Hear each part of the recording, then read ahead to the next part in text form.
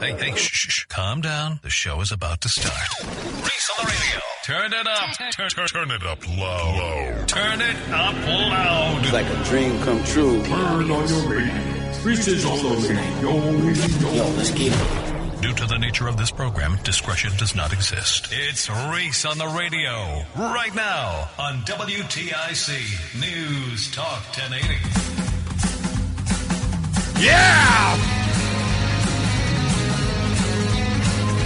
Make sure that microphone is up. Holla, holla, and pop yo collar on this Tuesday edition of America's favorite black man.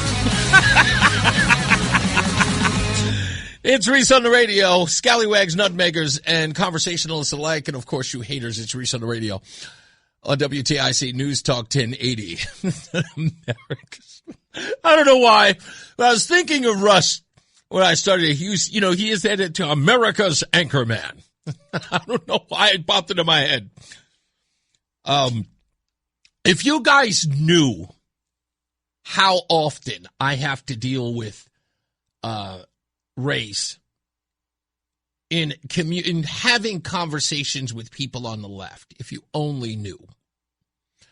And, someone had said maybe about 2 weeks ago, someone had either said it in a chat room or said it in a post responding to somebody on X. It was like, but he talks about race all the time.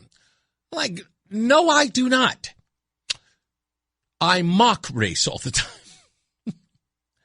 I have a hell of a time talking about and mocking race all the time.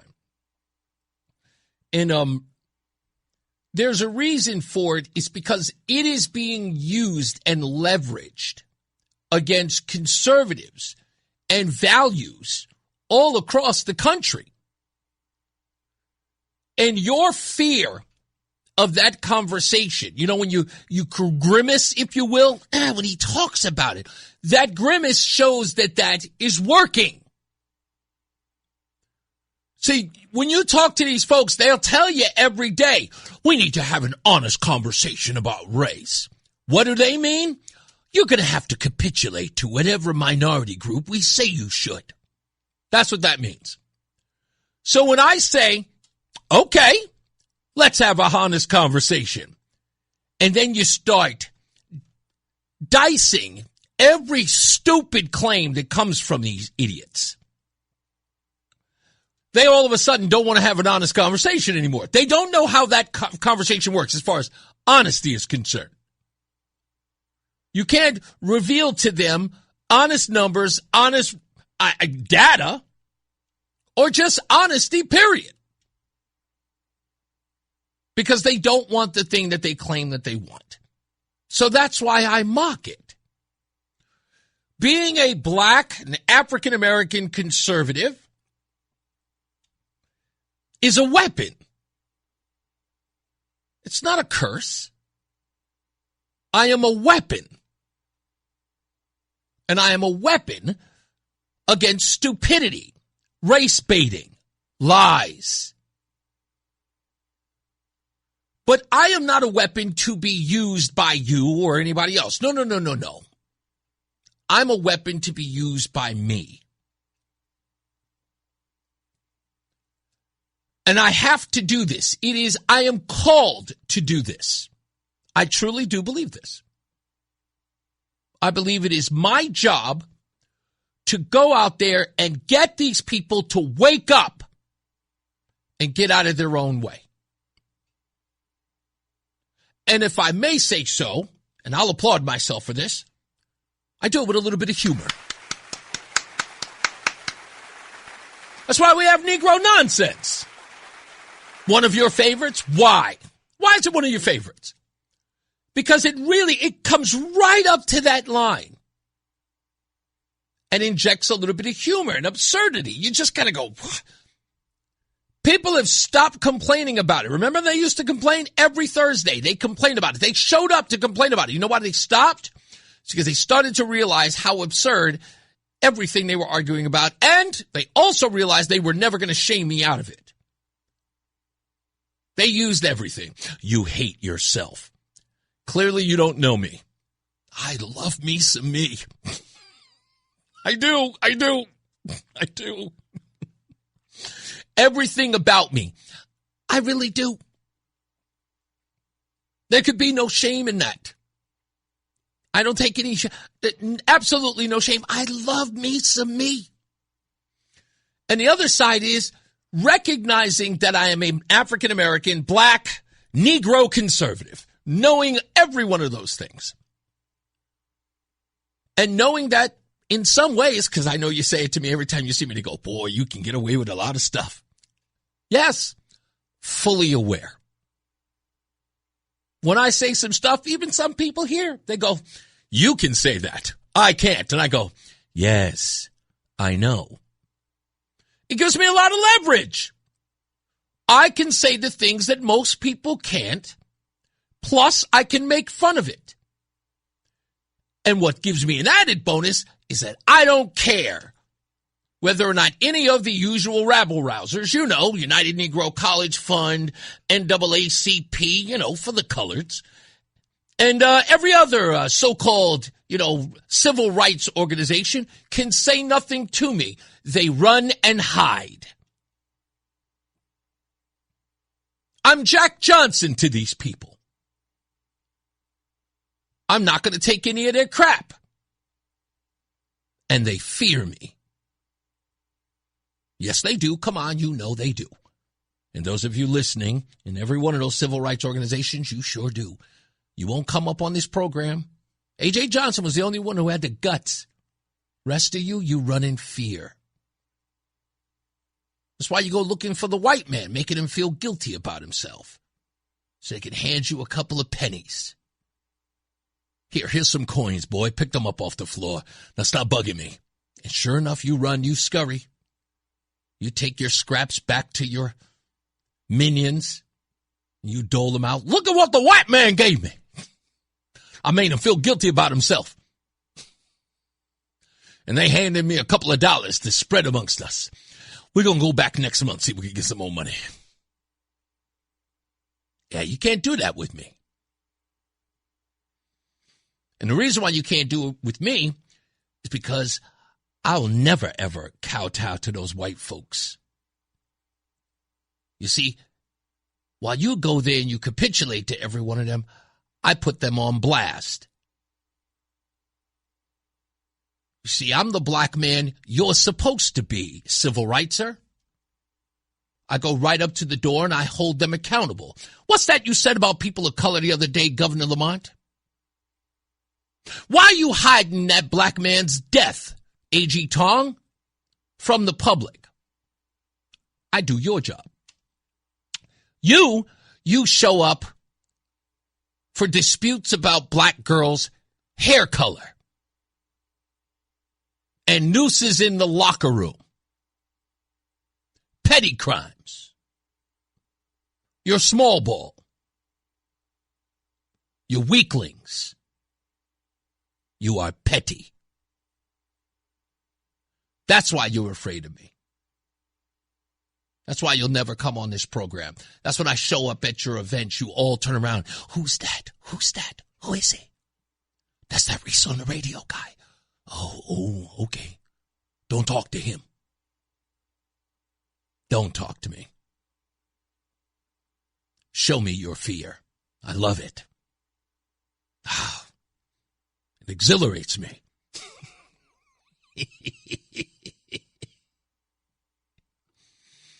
I'm here to stop you. I'm here to put an end to you. But you can survive. You can survive. You want to really do good works? Let me show you how. Otherwise, you're going to hold those silly little press conferences. They sent her home because her hair was colored. She put red and blue dye in her hair, and they sent her home. And this is the racism that we fought in the 1960s, that a black girl can wear neon colors in her hair. This is tantamount to Rosa Parks. And we want penance. We want compensation. We want 40 acres and a mule.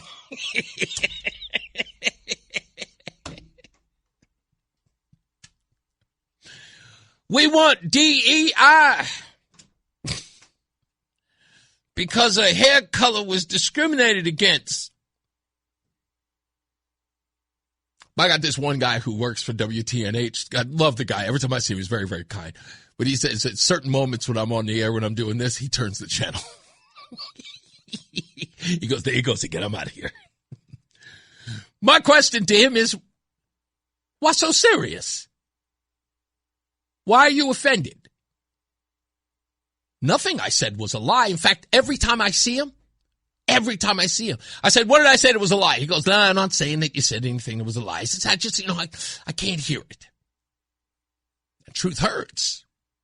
Makes people uncomfortable. They have to look in the mirror. We all have to do that, by the way. I do it every day. Again, because I love me some me. But we all have to look in the mirror. Sometimes, and have an ugly cry. Recognize our flaws. Trying to fix things. Not trying to break them. Trying to fix them. Trying to make them better. And I say all of this because there are people out there who really, really want to do better. And I'm going to have Dr. Steve Perry on the program very soon. I have got a great story that he can hang his hat on when it comes to education here in Connecticut. The scary part is that Dr. Steve Perry is being thwarted by the very Democrats he and every one of his counterparts, or his, not counterparts, but his cohorts, vote for. He knows it. They know it. Everybody knows it. The soft bigotry of low expectations. These white folks don't want these Negroes learning. They don't. Why do you think they're doing stupid gimmicks like free lunch and free breakfast? Because the black child can't learn if he's not well fed.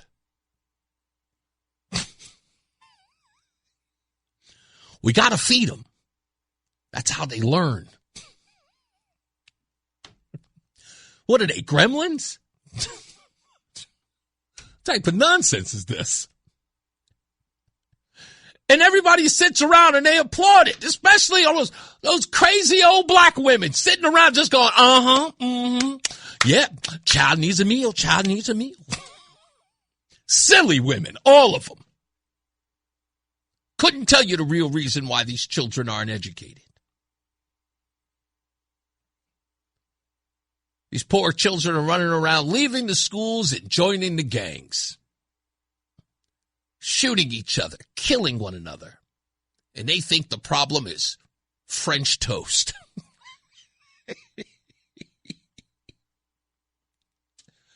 I can't help but it's a sad thing to view. It is a sad thing to view.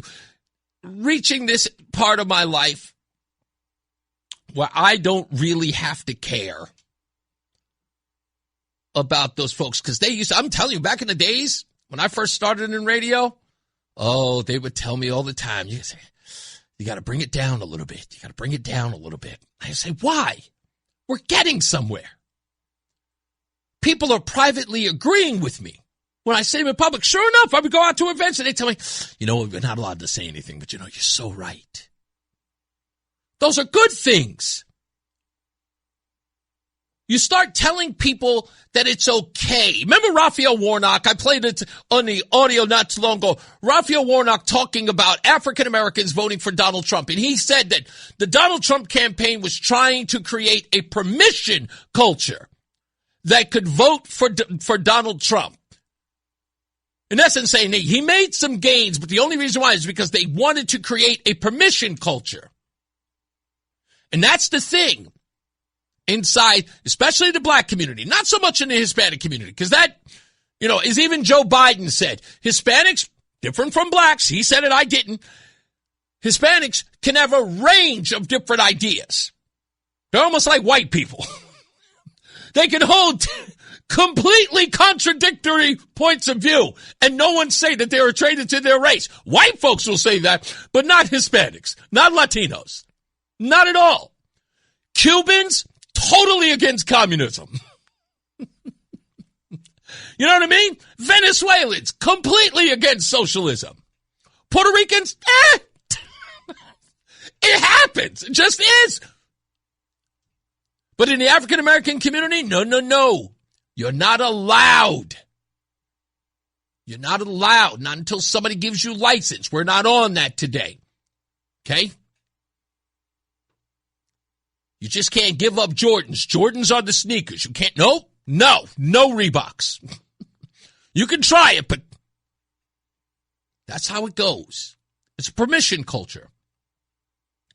And that permission is not going to happen. They're not going to pay attention to the things that actually enrich their lives until we talk about it. And you have someone who's bold enough to say it to them. Unfortunately, it can't be people like Candace Owens. It cannot be guys like Larry Elder. God bless them and their followings. I guess I have to say arrogantly, it must be me. It must be me. And the word needs to be spread. It's okay to reject the norms. And I'll tell you the reason why is because your kids are dying. Your babies are dying. You're regressing as a population. And at the rate you're going and the path that you're moving towards, you will be extinct. And once you're gone, it's over.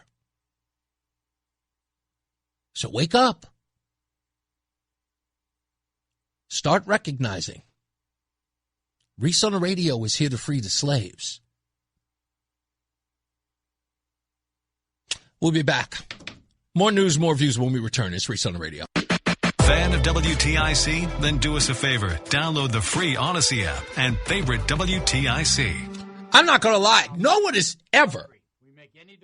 Oh, sorry. That was my fault. I cannot believe that I did that. That's my fault. That's my fault. Forgive me. I cannot believe that I just did this. There it is. My bad. I don't know how I did that. That's my fault. I don't think anybody's ever given me or even considered giving me an honorary degree. I don't think anybody's ever done that.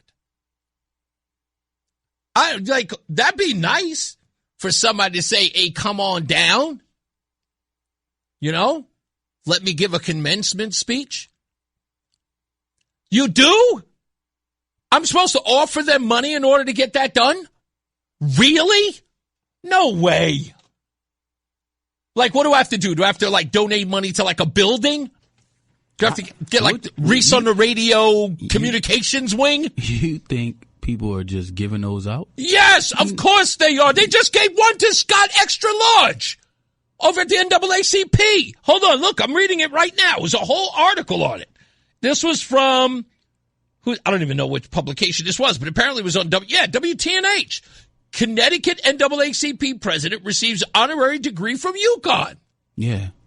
Yeah. They didn't just give that to him. You tell me that he paid for this. In some way, shape, or form, yes. That's not right.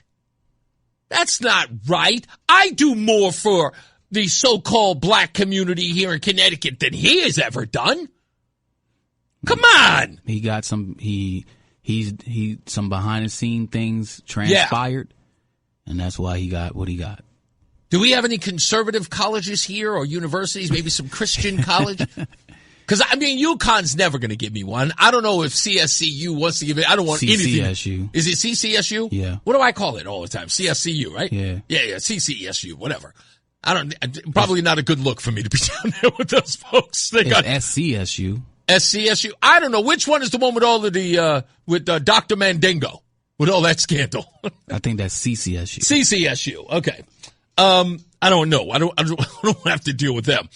But I'm just saying, why wouldn't they give me a place to go. Now, I'm going to be speaking for the good folks at the Friendly Hands Food Bank.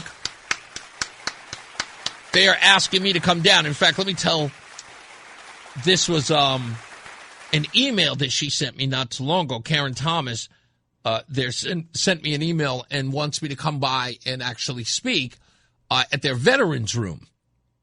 To talk about my journey and take some questions and things like that. I met with some other speakers yesterday. They held an event yesterday. It was actually really, really good and insightful. It was Who Am I?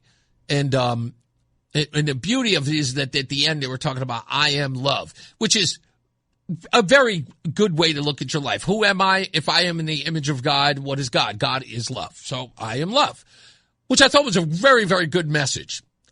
Out there. But I just want to go to one of these colleges and give a commencement speech. Good luck. And to get a little honorary degree. Yeah.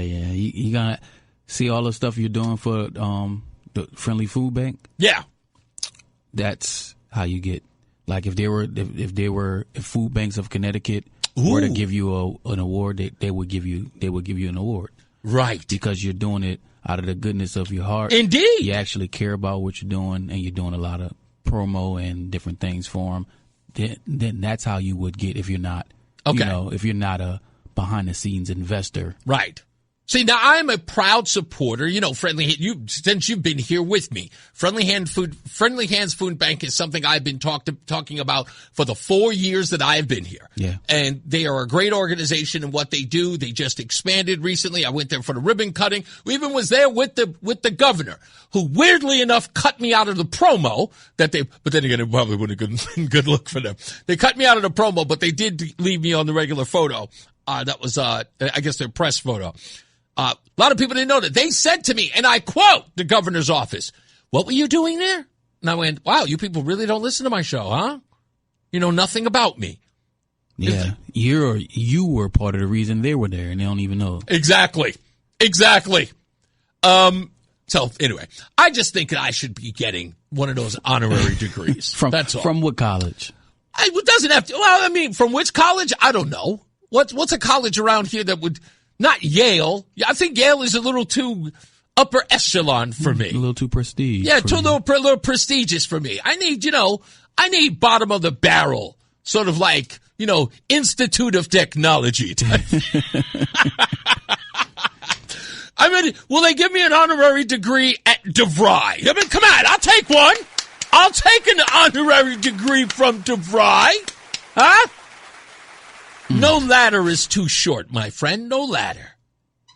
There's just no such thing. I'll take a DeVry, any one of these trade colleges. Absolutely. I'll come there and promote the importance of that school. Hold a little photo op. Yeah, you can go right next door and do that. That's right. Connecticut School of Broadcasting. Yeah, why not? Teach some classes and sure. Get yourself an honorary. Ooh, there you go. Think of that. Someone says, is it Tunics Community College? Tunxus. It is Tunxus. I knew the spelling was going to get me. I knew it. Tunxus Community College. Yeah, that's right down the road. It is down the road. I've seen that school. Tunxus is absolutely right. We need to lobby them to get me into that school and get an honorary degree. I'll give that commencement speech for nothing. And they'll love it. I think those kids would be inspired. 100% inspired. Why wouldn't they? I don't see why. What exactly do you want this for? Like, what's the reason that you want an honorary degree from a college? What's the point of that for you? Everybody else got one?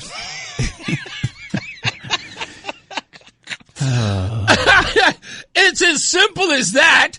Look, there are some things in my life that I would like to experience. And I've seen these things, people go up and give an honorary. I think I would give a super duper stellar speech that really does. Some people, look, I've heard some commencement speeches that are like, all right, they're good. I've heard some that are funny. They're good.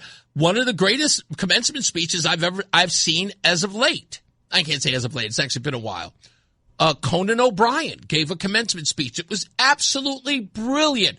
And he talks about how he lost his Tonight Show gig when they brought Jay Leno back, and how that whole thing transpired and what he learned about it.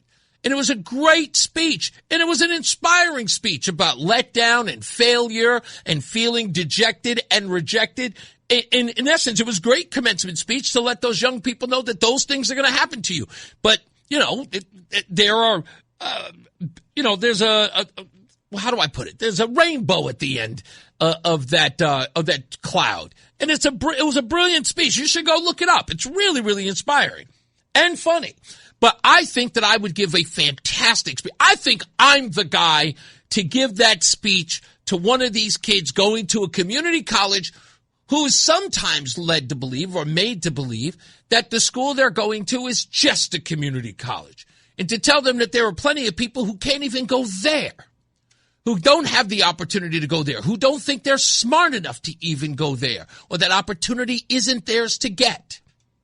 And inspire those kids to realize that they are in a unique place, that some of the greatest people have started at a community college and have gone on to do fantastical things, even later in life. To tell people that, you don't have to be establishment by 30. That some of the greatest people in our lives, or people beyond our lives, didn't gain notoriety until they were well into their 50s, some in their 60s. I think I'd be a great speaker.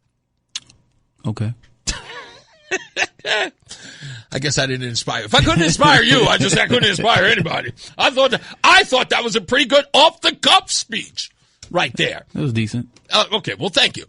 Imagine if I actually put some time into it with a teleprompter. You might have a chance.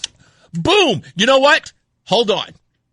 I have my school, and I think it's right.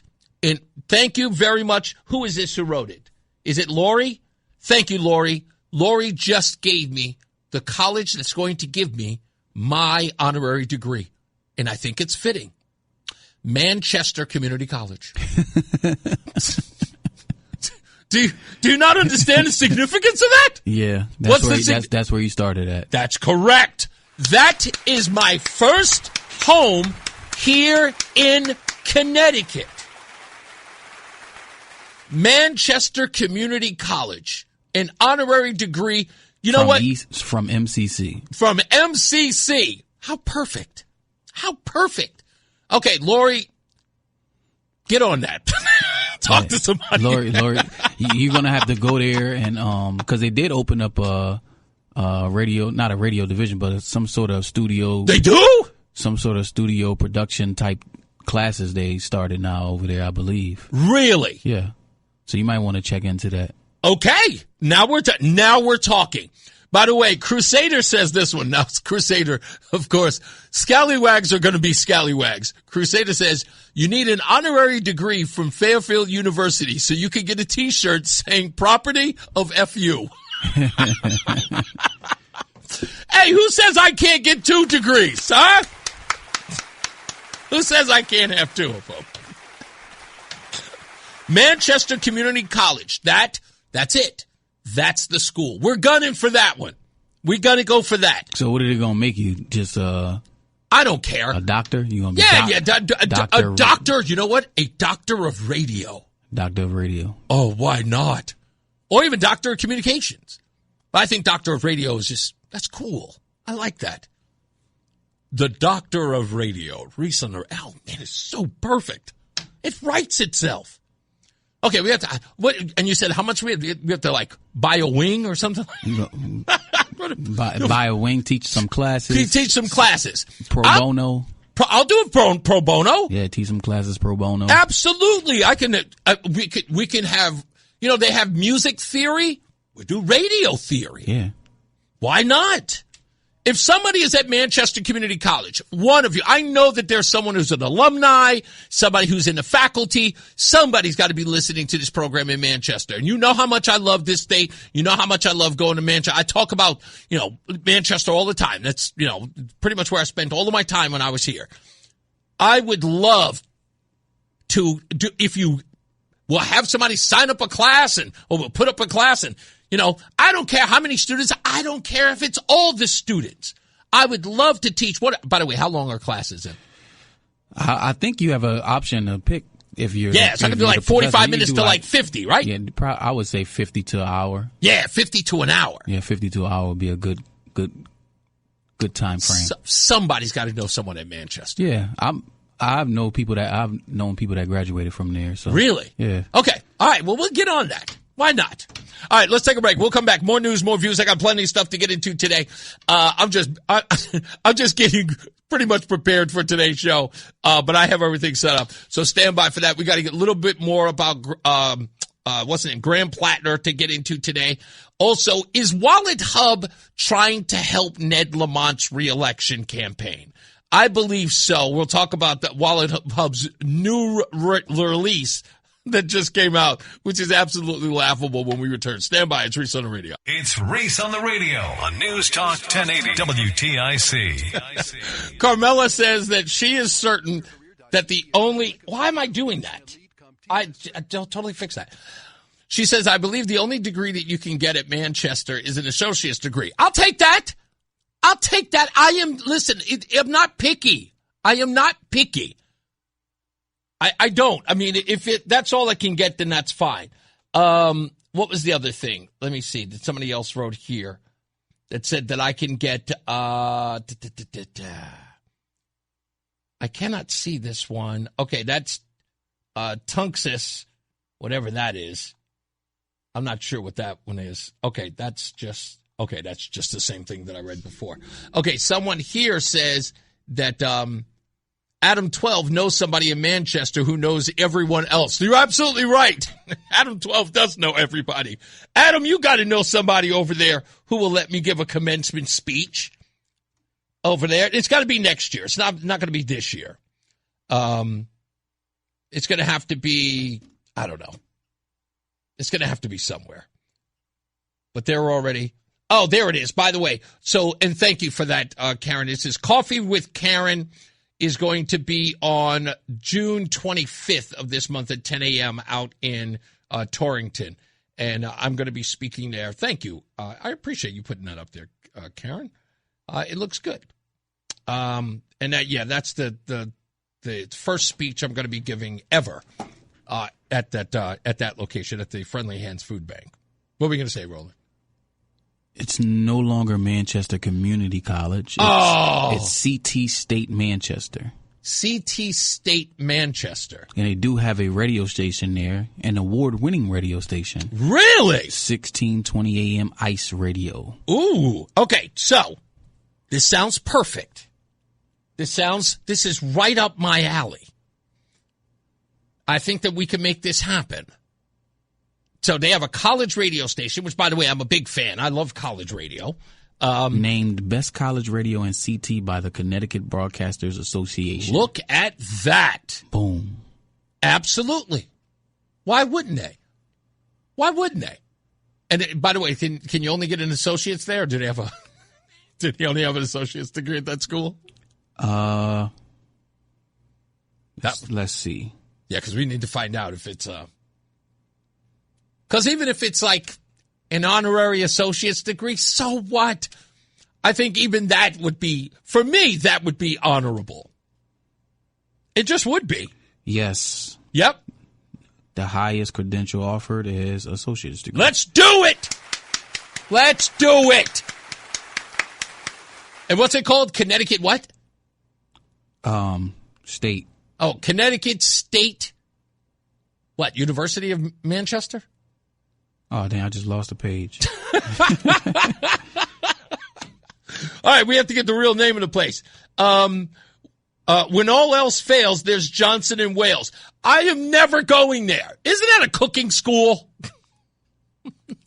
Is it? Yes, my stepdaughter went there. We drove her up here to that school, to her apartment. She had an apartment. She got out of the dorms and she got her first apartment. And we went up to Rhode Island from Virginia, drove all the way up to Rhode Island to give her her first apartment. She went there and then she dropped out less than a year later. Oh, wow. Yeah. So, but Connecticut State Community College is what it's called now. Connecticut State Community College. Okay. And it's of Manchester. Okay. I don't see why not. It's in Manchester. It's perfect for me. It's a perfect spot. Anyway, when we get back, I told you it was going to happen, folks. Stand by. We already had our first case of drag queens dancing for kids here in Connecticut. We'll talk about that a little bit. Also, is Wallet Hub trying to help Ned Lamont's re-election campaign, and why Josh Elliott is not hearing it? Also, there is this rumor that says that Josh Elliott will not be on this program. You might be right about that. Because Josh promised me he was going to be on the show this week, and I have not heard back from him. So he may not want to be on the program. I'm not sure why, but if any of his people are out there listening, please tell Josh to get in touch with me. He's got my cell phone number. Let me know whether or not he's going to pass on being on the program. I know he was on Brian and Company. And don't get me wrong, nothing against Brian. I know why he was on Brian and Company. But Josh, don't worry. We're friends, man. This is like a second home to you. Huh? I was the guy who knew you were going to run. I called it. I knew you were going to make the move before you made the move. And you know I knew it. So you're amongst friends here at WTIC, especially on Reese on the radio. We believe in you. He said without grinning.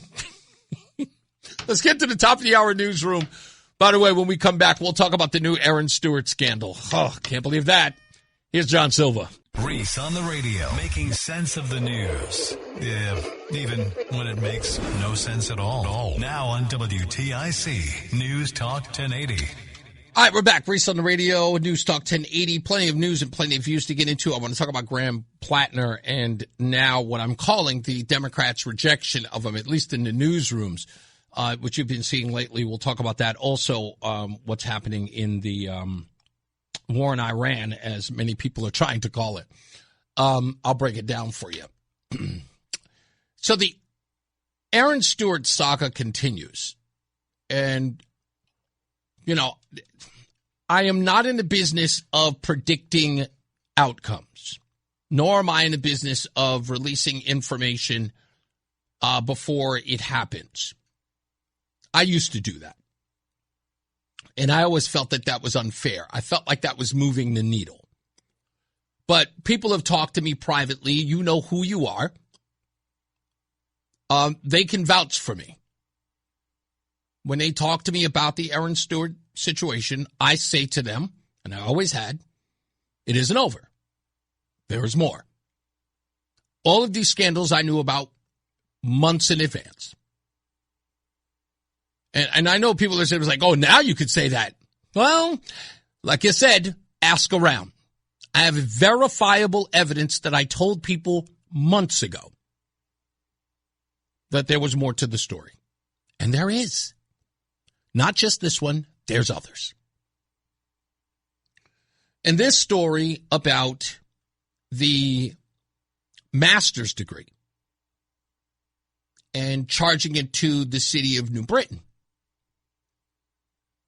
is a horrible situation for Stewart's family. And even the fact that she has already met, according to published reports, that she's already met with the FBI, it says a lot. Again, I do not wish any ill will towards her, what she has to go through, what her children has to go through, what her family has to go through. You wouldn't hope that you wouldn't hope that on anybody. Because that's a rough road, especially for her children. And there's a degree of empathy and sympathy you have to have for that. However, these are unforced errors. These are own goals, as they say in soccer. And Erin is responsible for her behavior, her decisions to do this. And anyone who knew she was doing it who did not stop her in her tracks, saying this is going to come back and bite you. This is going to come back and destroy you. This is going to put your freedom at risk. The fact that nobody said anything doesn't make them complicit, but definitely does not make them allies. Because people who know should have said something. If her husband knew, should have said, sweetie, no, we can't do this. If it ever found out, this could put us in harm's way. And I don't want to predict or assume that her husband didn't know or knew, for that matter. And again, that doesn't make him a culprit at all. That doesn't make him an accessory in any way. But if he knew, he knew. If he didn't, that's another story. But what does it mean? What does this mean? Can I tell you what I think it means as far as the bright side of all of this? Okay, it's this simple.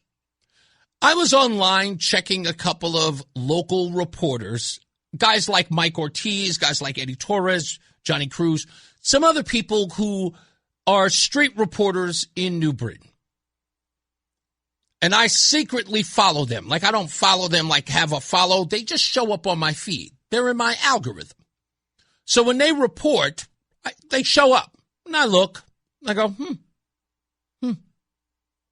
And when this news story started breaking, they were all about the news media. It was always about, they're trying to destroy her. They're trying to take her down. They know she can beat Lamont. This is going to be awful. We're never going to vote for Brian Fazio. He was probably a part of this. And then, all of a sudden, out of nowhere, like a transformer from Hasbro. Is it Mattel? I can't remember. Anyway, they just switched. All of a sudden, it was, damn, Erin was using New Britain as her own personal piggy bank. It's a safe assumption, isn't it? Yeah, without a doubt. The P card, master's degree. What else? We'll find out. Now, all of the people who were making this about an attack on Erin Stewart, as the drip, drip, drip comes out, what do you think happens thereafter?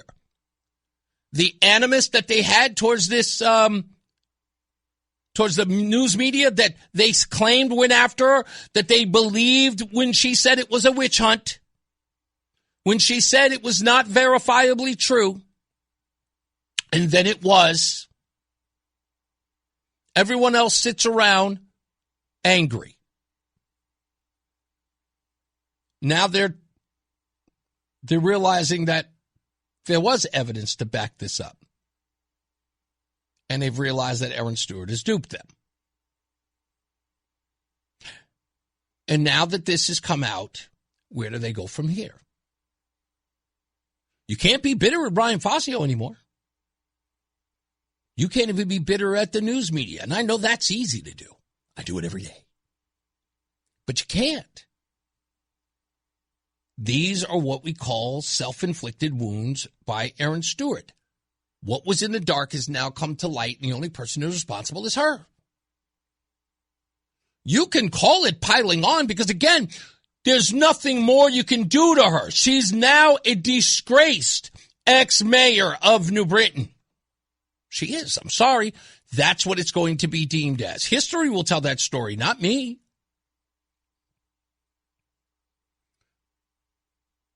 And now you're stuck.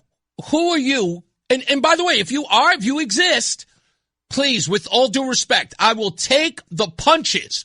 Call me up, 860-522-WTIC, 860-522-9842. Call me up and say, well, Reese, you're being a little harsh. Come with it. Explain it to me. But please know one thing.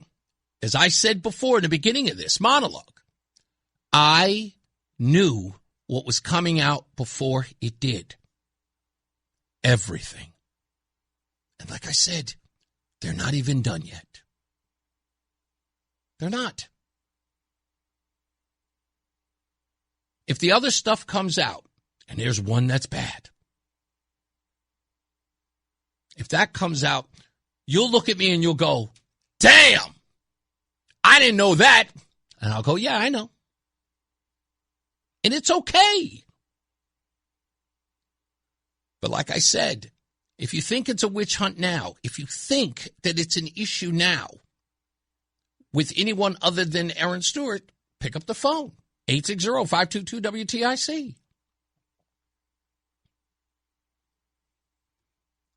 I knew there was an issue way back in February. And that was part of the reason why I wrote my op-ed about coronations. And I was deliberate in not making it about scandals. I was deliberate about you having the say and not pollsters or news media outlets who were using terms like front runner, shoe-in. This nonsense that everybody was sitting up here telling me, and you know who you were. You told me she's the only one who could beat Ned Lamont. Really? What say you now? What say you now? You think Oppo Research wasn't going to go deep on this one? Oppo Research came in early.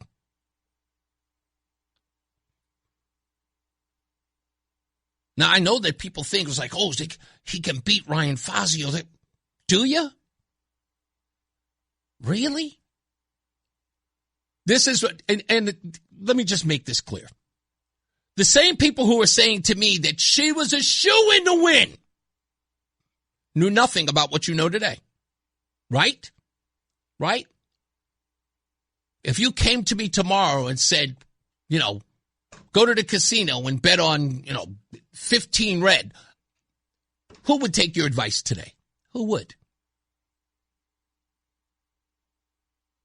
No offense, but a lot of you people who told me she was the only one who could beat Ned Lamont, I wouldn't trust you with your birth date. Because I don't know where you got that information from, but when you were running around telling that, what was I saying on these very airways? When you called me up and you said it on this phone, she's the only one it could be. I said, really? Do you think so? You're really certain of that, huh? And you would, no, Reese, I know. I'm positive of this one. Yeah, really? Yeah. People call me from all over the country, Florida even. Oh, no, she's definitely going to win. Oh, you could bet me on it. Okay, I'll bet you on it. I stood here confidently. Okay, sure. You're still telling me that you know. You're still telling me that you're certain. And then something else. Again, what more damage can you do to Erin Stewart at this point? She's out of the race. And if you think that in some way this is supposed to hurt the Republican Party, like you're saying to yourself, oh, this is just doing more damage to the Republican Party. No, it isn't. No, it isn't. And if that is the case, Hartford Courant, WTNH, whoever it is, if the idea is to continue to go after Erin Stewart to damage the reputation of the Republican Party, can I tell you where you're wrong? The biggest problem we had before this were people who were behind Erin Stewart who thought that she had done no wrong or any wrong she had done was manageable. Keep letting it come out. Those people will realize, all right, I have to drop my support for her. Ryan Stewart is our candidate. Ryan Fazio is our candidate. We're going to have to go with him. That's what's going to happen. That's exactly what's going to happen. You'll see. Let me take Ken in the car real quick. How we doing, Ken? Oh, well, never mind. I guess Ken can hold on. I'm going to go pick him up, and he bounced. But I'm telling you, those are the facts. Anyone that was supporting Erin Stewart now knows this and says, damn. Why'd she do that? Okay, here, Ken's back. Ken, are you there? I am now. Okay, yeah, I don't know. That was weird. I went to go pick you up, but what happened? What's going on, sir? Well, the phone kept ringing and ringing and ringing, so I was like, they're busy. I'll just call back. So no problem. Thanks for calling back. What do you got for me, sir? Anyway, the way you have been, I don't know how to say this. I mean, you said, you knew about this stuff way back because you said, it's not over yet. Is there any chance you have any information like this on Ned Lamont? Yes. Really? Yes. Wow. Okay. Oh, and when I tell you, I dig. See, this is the thing that I try to tell people in here. When I came out and I said, Ken, that people keep telling me Ned Lamont is a shoo-in to win, I go, really? And I just look at him, I go, really? What's your evidence of that? Oh, it's that, and the third. And I listen to him, and it's literally, it's empty. It's complete air. It's like having someone describe or give you a description of oxygen. You know what I'm saying? Like, and I listened to him and I just go, and it was like, well, there's this factor and there's that factor. And I go, really? Why is that a factor? And they never seem to have that question.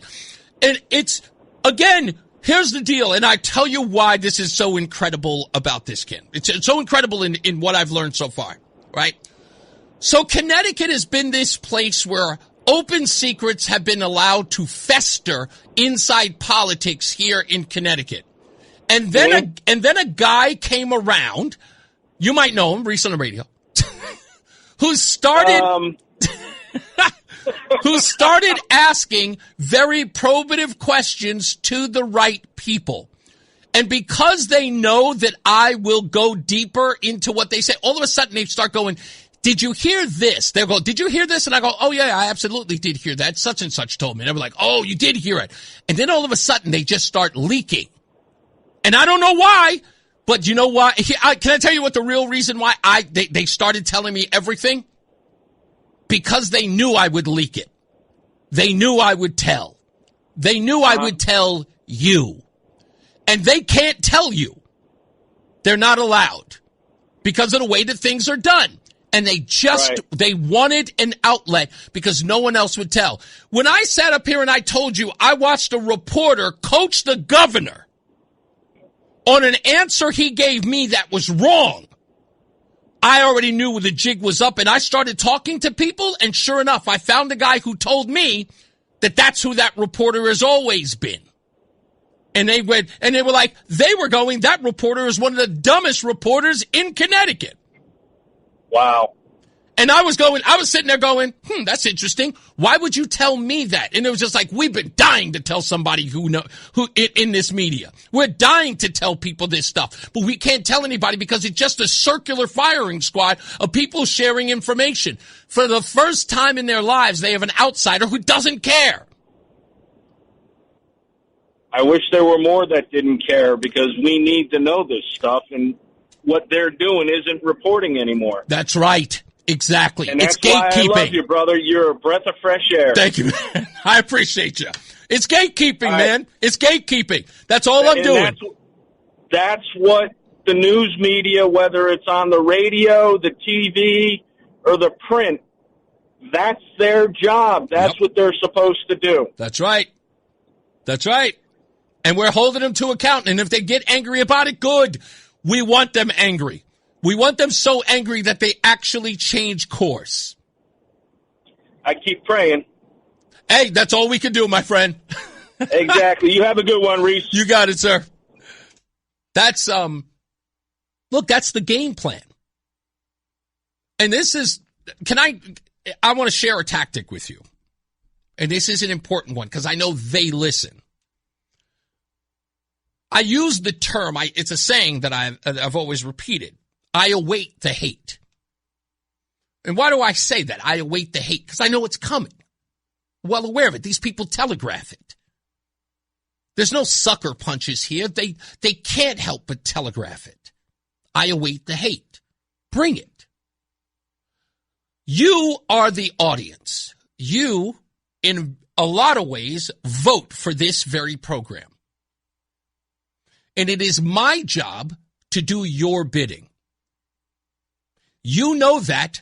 I make that evident every day. I come in and I say, I'm here to report to you. I'm here to do the job that you have asked me to do, to find out what's going on and report back to you, to let you know, to make sure you have the information. The most important currency in the land today, the information. What do you think? You would think if those who have the information, who are gatekeeping, who are keeping it from you, what would you think if they start attacking me, the guy who's telling you what's going on? What would you think of them? Your immediate response is, yo, they're trying to shut him down because he's a threat. Yeah, that's it. So that's the reason why I tell them, just like I said, William Tong, trying that nonsense over here at the station. Yeah, you're never going to get away with that. Come here and try to shut me down, start making phone calls. Hey, we don't like what's being said. Too bad. Strike me down with all of your hatred. I'm still coming. It will be made public. You come for me, I'll tell the thousands of souls who listen to this very program, and I will let them know exactly what you're up to. And they'll do exactly what they always do. They will come breathing down on you. They will call your office, or they will meet you at the ballot box, and they will get you out of here. That's the job. You start abusing your power, it means you're not far from abusing them. That's my job here. So you can come after me. You're only making true what I've been saying to them. You don't want to be challenged. You don't want your authority tested. But that's the job. And we're trying to get it back to that. You answer to us, not the other way around. We'll be back.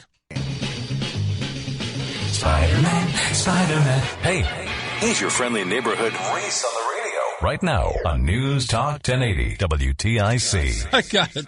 I love Johnny Cruz. That kid, he's not even a kid, he's a grown man, but he's so ghetto. But I love him from the bottom of my heart. He's got this new poster, Johnny News. Its caption says, if it happened, I seen it.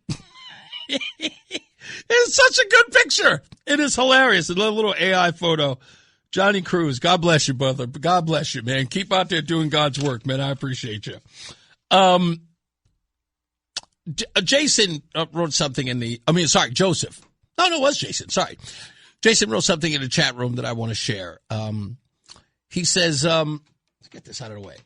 He goes, why do you hold this info from us? Is it because you agree not to tell us? You always say you have knowledge of things, but you can't tell us. Not necessarily true. Here's why. Now, if I'm in a capacity where I am, let's say my journalistic capacity, I'm out there doing interviews and talking to people, that's different. I'll usually record that, and, you'll see my recorder there, and I'll tell people, they know they're on the record. But my conversations with people off the record remain that way. And because I have, one, for legal reasons, it is very important, as your humble correspondent here on Reese on the radio, that the information that I divulge out here is, one, always accurate, two, verifiable, and someone can keep that information from you, and therefore it becomes me on the air lying to you. So that's the setup. The setup is always, now I will tell you every bit of the information that I do know. I will tell that individual who's giving it to me, I'll say, I need a hard copy of that. Or I need that verified. Now, usually those who don't verify, and they know who they are, they listen, they never get back to me. So I never reveal. There's nothing to hold there. But I have a journalistic standard. Now, some people, like folks over at The Atlantic, which is why I'm so harsh on those organizations, will say a person with knowledge of the matter said this, that, and the third. And then that becomes the story. They don't care about, there's no verified sources. It just becomes the newsroom story. And then you're forced to have to defend it. The Kash Patel story about him being an alcoholic. unverified sources. Who are they? They don't want to come forward? Why wouldn't they want to come forward? They're concerned about retaliation.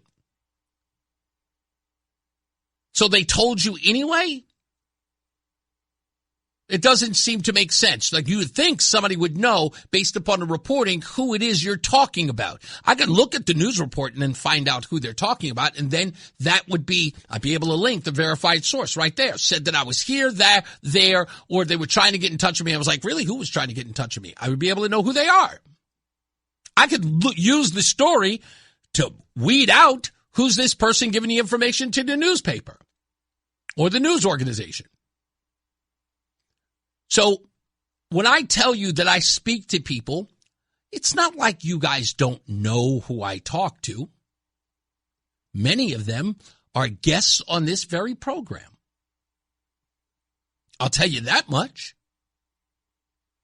And I have sought them to weed out stories that I know that they're connected to. Am I? I might be. Holding a box. It might be. I don't know. I have no idea who that is. I have no idea who that might be. Oh, that's someone bringing me a gift. Okay. All right. We need to find out who that is. Anyway, and check it for weapons. Anyway, it looks like a cake. But my bottom line is that I will go through, like, somebody will give me the information, and then I will have that individual right here in the studio, or I'll see them someplace in an event, and I will go, hey, I got verification on this. You want to tell me what this is about? And they will go, oh, how'd you find that out? And I was like, well, my source gave this to me. Tell me this, tell me that, tell me everything. And they'll go, oh, and they do. And so that's how I know. And then from there, we'll decide on whether, come on in, let's find out who this is. Interrupted me in the middle of the show. Okay, Harvest Bakery is coming by out of Bristol. Now, I'm assuming that you heard something about me mentioning you. You just loves the show. And, okay, and what's your name? Is this you? It's Scott, yeah. You're Scott. Yep, it is I. Scott, you own this company. Thank you so much. I appreciate you coming by. Come on, grab a seat real quick. We'll talk to him for a minute or two. Why not? Scott, so you came in with baked goods knowing that I'm supposed to be on a diet. No, I don't. Now I know. No, that's okay. Do you mind if I spread it with the rest of the station? Oh, that's why I brought them. Well, we'll grab the microphone real quick. Tell me a little bit about your company real quick. We're celebrating our 85th year this weekend. 85 years here in Connecticut, in Bristol, I presume. Yep. Do you know my buddy Rodney over at... That's why I came. I saw your picture on the wall. I'm like, there he is, the God. That's our God. Stop it. So did Rodney inspire you to come down here? No, I was there because he buys our stuff too. Oh, okay. We're friends. Okay. And I said, I got to go meet Reese. So you just came on by. I appreciate it. By the way, are you coaching? Is that just a USA soccer? My shirt from Kohl's. I really love that shirt. Sale. I'm a huge fan of soccer jerseys. Yeah. That's a really good one. Okay, so folks, Harvest Bakery showed them some love. Quality baking since 1941. Yeah, is that correct? 1941. That is correct. You took it over for your family? I bought it from the original family. You bought it from the original this is our family. 7th year, but I worked there here and there for years. Yeah. Well, Harvest Bakery out in Bristol, and we thank them. Scott, thank you so much. I appreciate you coming by. It's a nice thing to do. Now, since I have you here, do you know any community colleges in Bristol that might be able to give me an honorary degree? Oh, sure. School of Hard Knocks. Well, yeah. Well, I have that degree already. I have that degree. I got that one. I got that one in 1998. But no, I appreciate it. Thank you so much for this, man. And I just want to show you some love because you showed us some love. Oh, thanks. Thank you so much. I meant to have it last week, but the days go by like that. No, that is absolutely, no, that's absolutely okay. I'm going to finish this monologue, but you can hang out. All right. Just hang out for a little bit and I'll talk to Scott in a second. So anyway, back to my original point. What I wanted to say about, what Jason had asked about these unverifiable and unverifiable sources. What I usually do is I will wait until I have confirmation and then I will talk about it on the air. But if I do not get confirmation, like I'll tell you, the two other stories that have not dropped as they relate to Erin Stewart, the person who has them will not give them to me. primarily because they don't want me to drop them before them. That's what it is. They don't want me to have the scoop on them because they know that once you give them to me, I don't owe you anything. And they know that. I have no allegiance to anybody here in Connecticut, be it in the news media or politics, any of that stuff. And it's a unique place to be. And let me tell you why this is also important. And this is to everybody who's in the news media, be it print or television.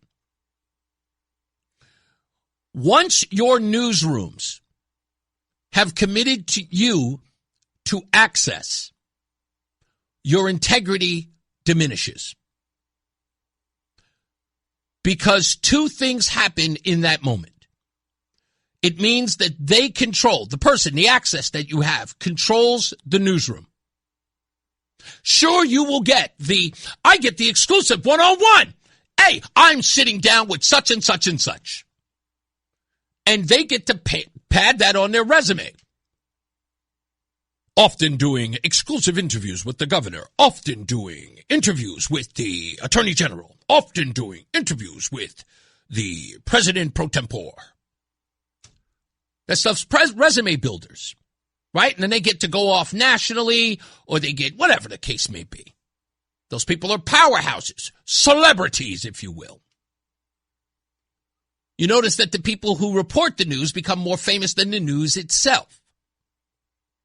I don't want any parts of that. I don't care. I don't need the notoriety. I don't need to. I had a guy tell me that at, the ICE protest a couple of months back. The guy puts up his phone and starts putting it on me. He's like, I'm going to make you famous, Nazi. I looked at him right in his face and I said, I'm already famous, stupid. I am. And I'm famous for one thing. And that's getting you the truth. That's what I want to be famous for. Nothing makes me feel better than you guys seeing me at a McDonald's or at a thrift store or at an antique place with my wife when she drags me down there. Knowing that you find people welcome and says, I know your voice. That's Reese. Hey, Reese, how are you? And I shake your hand. And what do? Everybody who's ever met me, what do you notice that I do? First thing I say is, thank you for your support. That's the most important thing. Your support. And I don't say support of me. I say support of this station. Thank you for supporting us, I say. Thank you so much. And then I stop and I talk to you. What's your name? What do you do? What do you like about the show?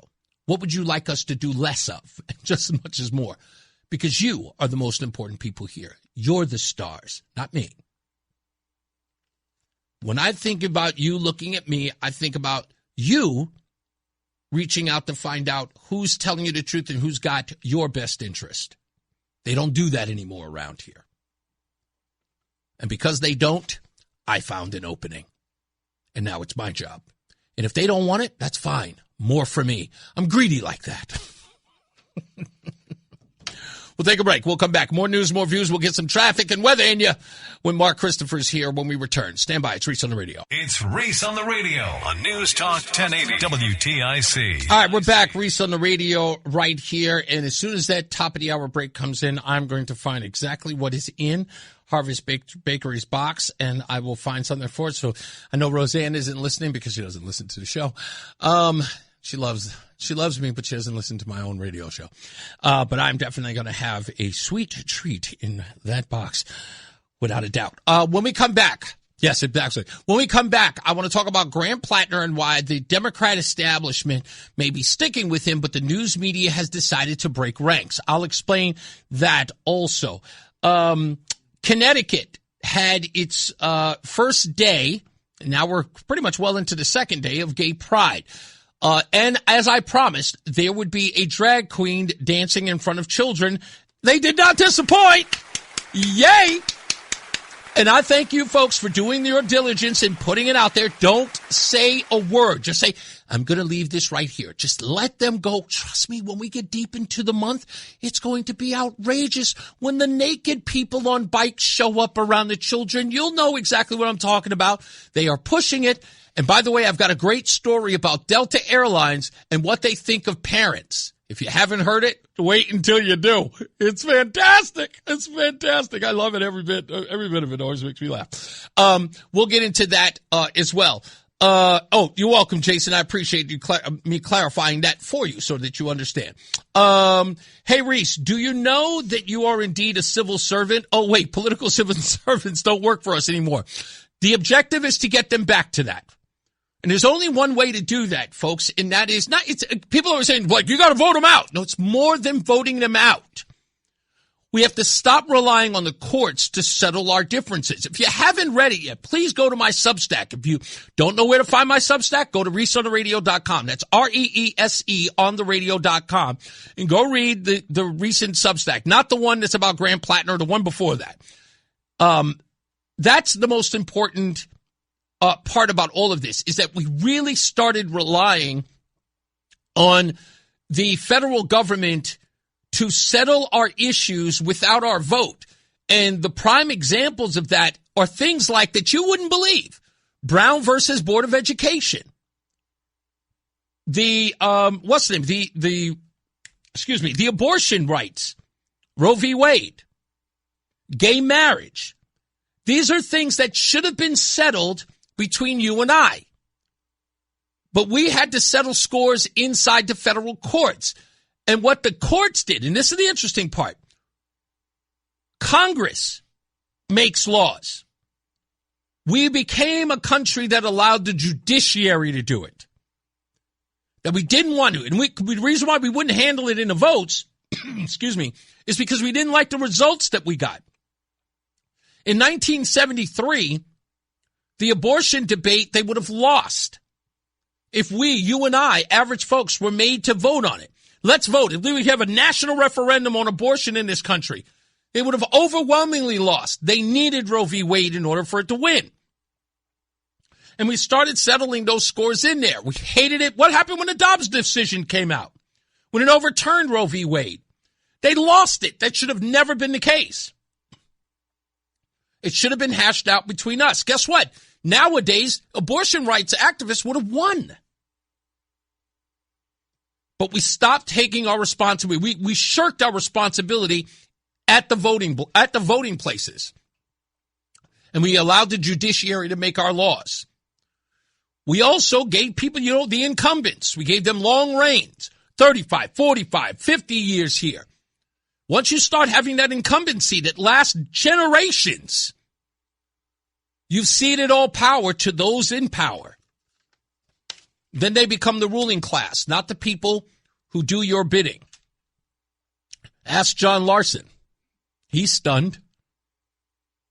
But Luke Bronin, he could very well be another 35 years, 25 years in office. We'll see. Let's get to some weather and traffic. Mark Christopher's here. He is in the BPS Lawyers Traffic Center. Long shall he reign. All right. First half of the Reese on the Radio program under our belt. We return with the second half to talk about the media's response to Graham Platner. What's happening and what they are trying to do, which may fail. We have a whole bunch of stuff on that. We've also got polling data when it comes to the midterm elections. Another thing that I warned you about that everybody told me is like, oh, Reese, I was like, oh, they're going to lose. Okay. More evidence of that also when we get back. And what was this story? Oh, the Iran war.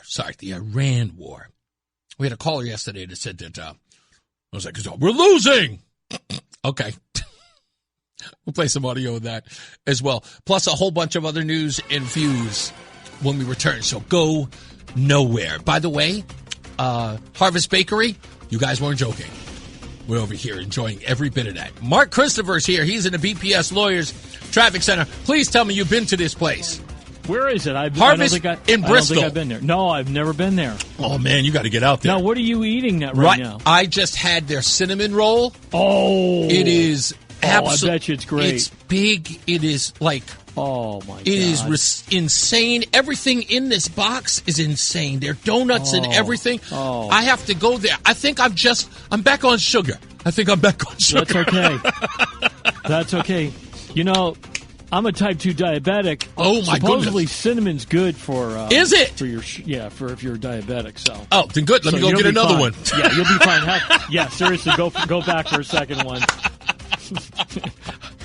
I don't know. That's what I've heard. Cinnamon's good for sugar. Say nothing to my wife, people. This is between us.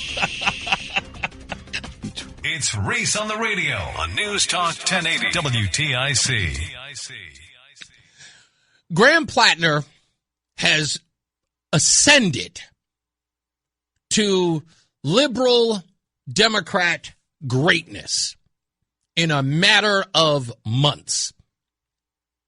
And I don't know where the guy came from, but all I know is that he was a media darling. And he was giving Democrats a degree of credibility. Credibility where? Who knows, but they were saying that. His credibility, in their view, was he was a man's man. Navy SEAL, oyster farmer. He works with his hands. He's got a beard. He's got a gruff. He looked like he could be a conservative. He does not like power or money. You might remember that. He mentioned something along those lines. Let me find that clip where he said, do I still have it or did I get rid of it? Yeah. Here it is. This is him. Sorry. What the? I've never been close to money. I've never been close to power. Yeah, I've never been close to money, never been close to power. But I also know for a fact that, I've never been close to money. I've never been close to power. Yeah.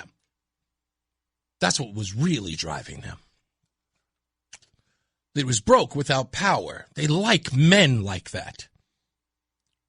Broke men who know nothing about power. That scares them.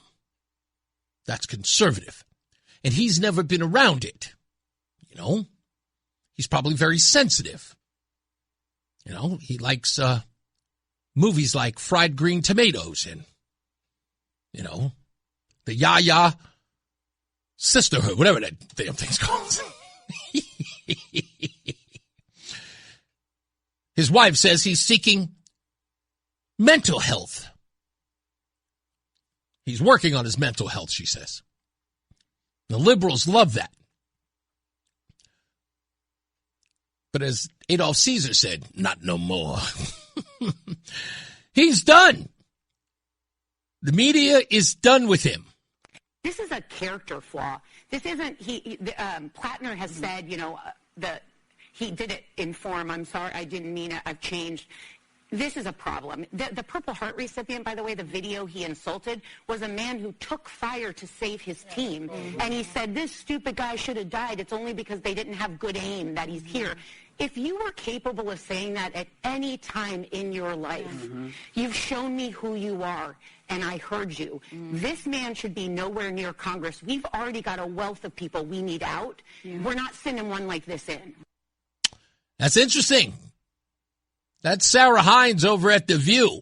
Probably one of the least reprehensible hags that are over there on that show. Sometimes she can be unbearable, but I can't stand any of the other women on that show. But Sarah Hines is at least somewhat palpable. Palatable is actually the word I'm looking for. But she's saying, no, we can't do it anymore. I am done.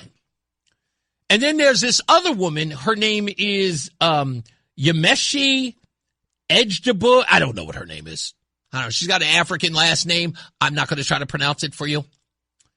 But even she says it. What she says here is far more damaging to people like Graham Platner. But I think think we have lost the plot on authenticity. I think Graham Platner is cosplaying working class. He wears it like a Halloween costume, and that has been placed on him by the same people who have run a lot of progressive candidates across the nation. In this pursuit of getting to know the everyman, we keep picking these people who I think show the worst parts of society.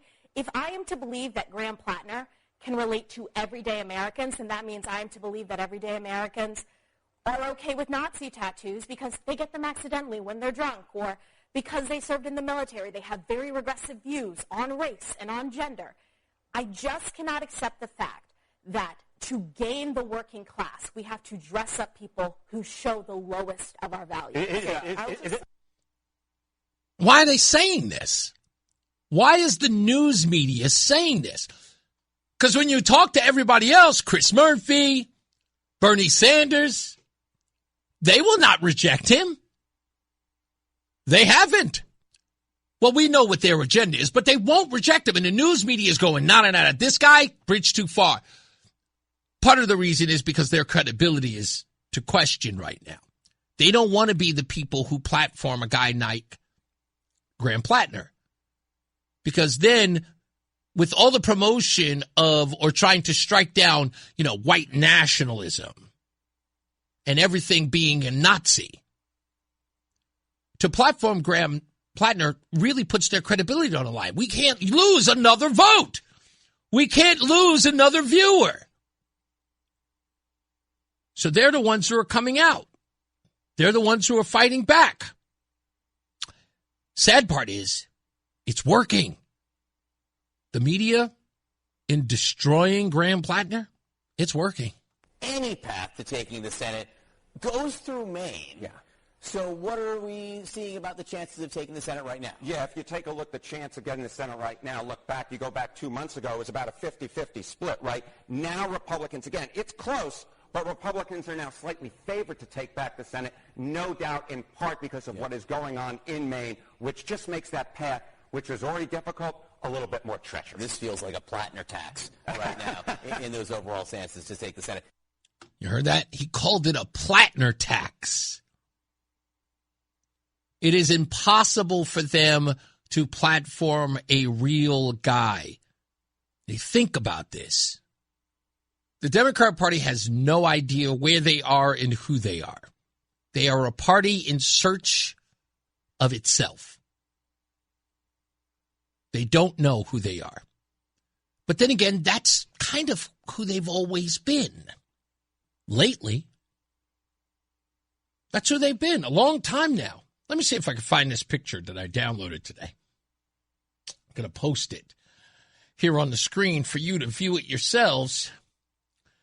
Let me just grab it real quick, and I will put it here on the screen so you can read it.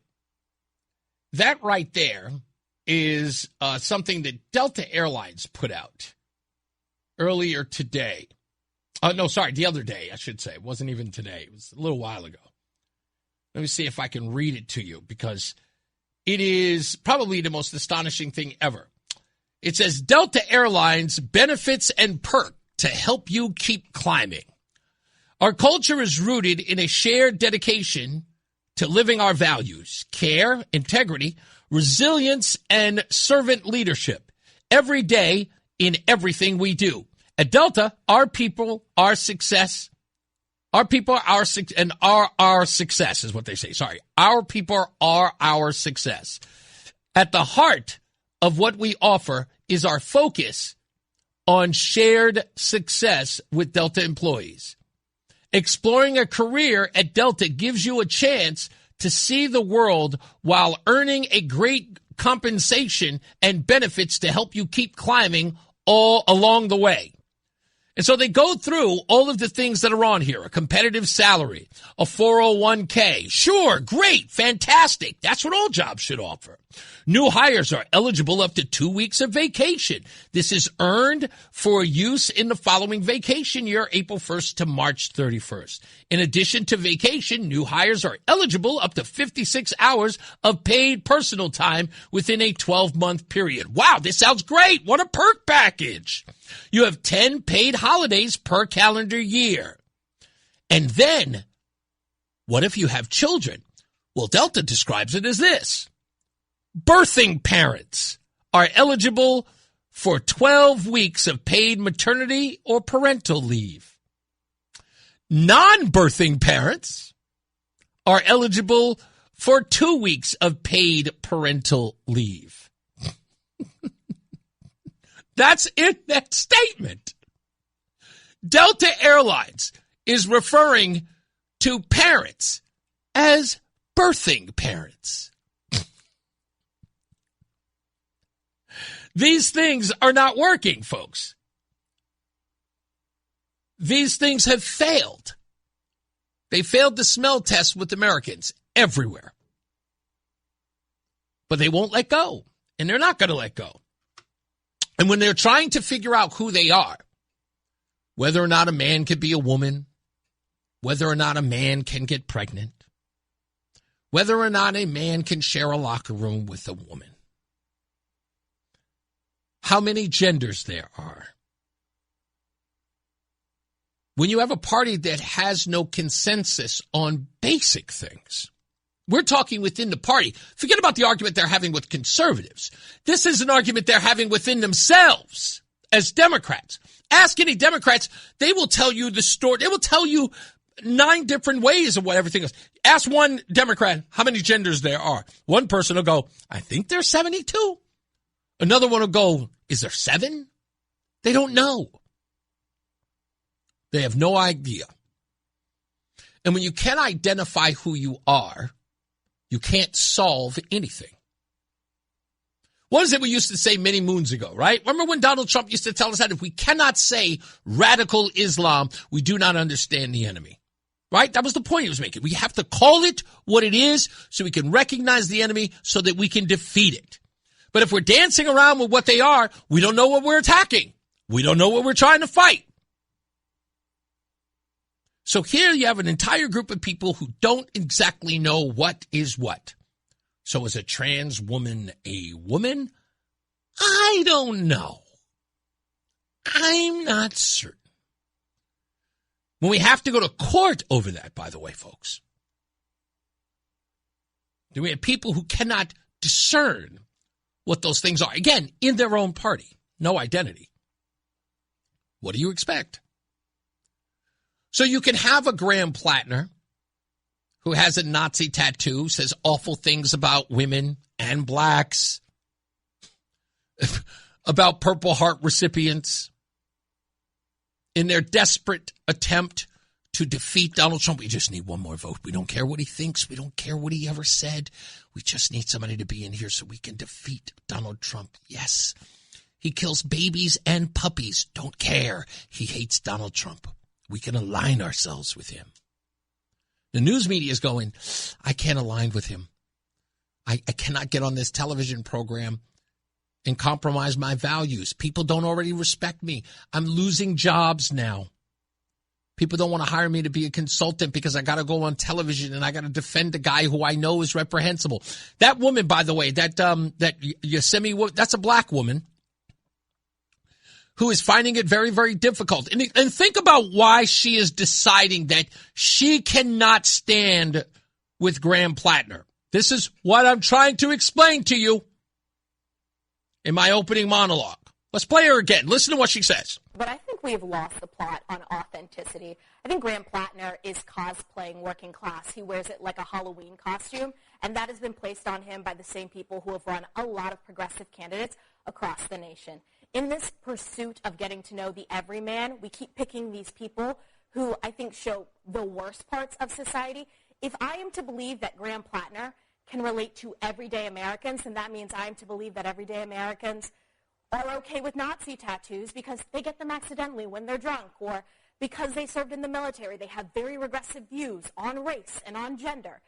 I just cannot accept the fact that to gain the working class, we have to dress up people who show the lowest of our values. Now, why is she so upset about this? Because she is only personally affected by one thing that Graham Platner said. Blacks don't tip. That's it. Do you understand that in and of itself, that's it?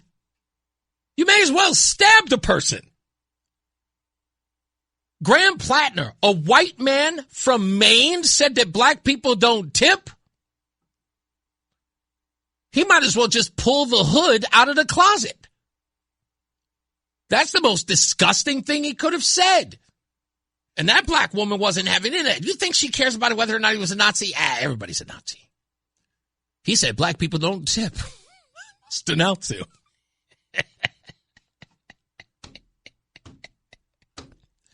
That's enough. That is enough. You think that's crazy? Ask Pete Buttigieg why he only has, and I think it's less than that, but I think it's like 4% of the black vote. He had 4% of the black vote. Why? Why did he have, like, we're talking about Mayor Pete, right? 4% of the black vote. Anybody ever wonder why? It's obvious. Because he's gay. Clearly. I don't care what anybody says about the African-American community or how many Oscar awards you give to a movie about black homosexuality. That's not flying. Just isn't. Don't like it. Too bad. Just isn't. And when you have a problem identifying yourself in who you are, can't figure out what your core values are, you are up Poops Creek without a paddle. And that's exactly where they are today. So God bless them. But they're going to have to figure it out another way. I'm just happy that they're screwing up so royally. Donald Trump broke them. They're all broken. Seriously. And it's a self-destruct mechanism on their part. That's the thing that every one of these people on the left need to understand. You too, Reggae Don. This is a self-destruction. Nobody broke you but you. And you should have stepped up a long time ago to tell your party to get it together. But you're focusing on the wrong things. That's how that goes. That's right, Jason. Pete Booty Juice. Mark Christopher's back. He is in the BPS Lawyers Traffic Center. Hey, buddy. The mayor of what Indiana town was he the mayor of? Gary, Notre Dame. Gary, Indiana. Was it Gary, Indiana? I'm almost certain it was Gary, Indiana. I right. feel like it was, because that's, Michael Jackson's hometown. That's right. Yeah. Stay locked in. Reese on the radio is on WTIC. News Talk 1080. All right. We are back. Let's do the thing.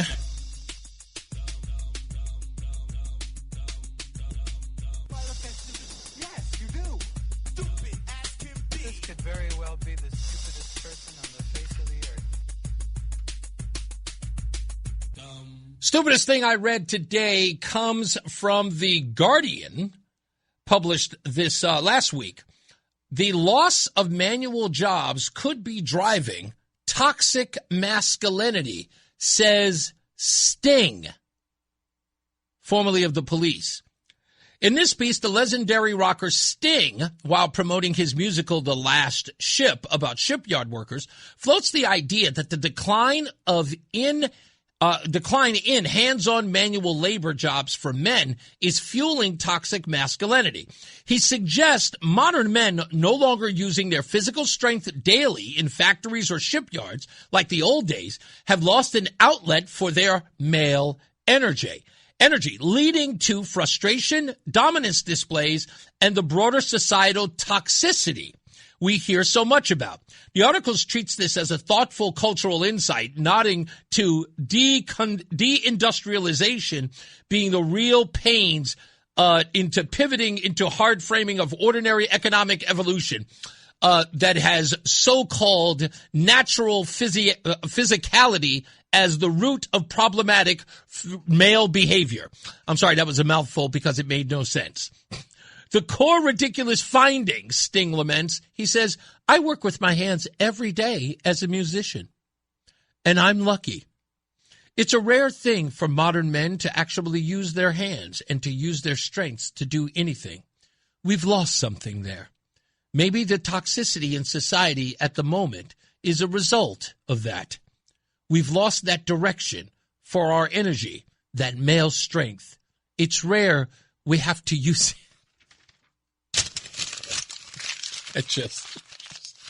It's just so bad. I don't even know why I read it. I told you, I've always hated him. just have. I know a lot of people loved him. I've just always hated him. I did. I just did. I've listened to some music by the Police, and but him, I don't like him. I just never liked him. As soon as he started hanging out with those folks at the rainforest, he just became a jerk. Bono, too. As soon as these guys start figuring out the environment and all that other stuff, I really hate them. They become one with nature. Nature sucks. This is the reason why I'm such a good guy. Because I don't go out camping and trying to find oneness with nature. I don't fool around with animals in their habitat, and I don't want them in mine. It's that simple. Segregation, ladies and gentlemen. Segregation. Well, unfortunately, he has to follow this. Mark Christopher, he's in the PPS Lawyers Traffic Center. Come on, man. It's Reese on the radio on NewsTalk 1080 WTIC. All right, we're back. Let me get Steve. Has been on hold for a minute. Thank you, Steve, for waiting. What's going on, sir? Formerly the Silver City and the $5 million bridge to nowhere. What do you got for me, sir? Your friend Josh Elliott. I want to get him elected in the August primary. So do I. I really want him there. No, listen to this. Operation Essex. Same as Operation Chaos by Rush Limbaugh. Very much so. Very much so. See, as a Democrat, I can vote in the primary. Half these people that are unaffiliated can't vote in any primary. So I will go to that primary, vote Josh Elliott in. Lamont will lose. So Elliott has to go up against Fiasco, and Lamont will come back in as an independent and split the vote for the Democrats, and the Republicans will win. Boom, without a doubt. Steve, it couldn't be more brilliant. We did that same thing for Lieberman when he went up against, as a senator, when he went up against Lamont. Lamont won the primary, but Lieberman went back into the race, and he picked up all the Republicans and Democrats. But see, you got to stay at a party in order to control some of the voting. That's why the voting is all screwed up today. 100% correct. And you know what? That is a strategy worth considering this time around. You know what I called it? Operation Esser. You know what Esser is?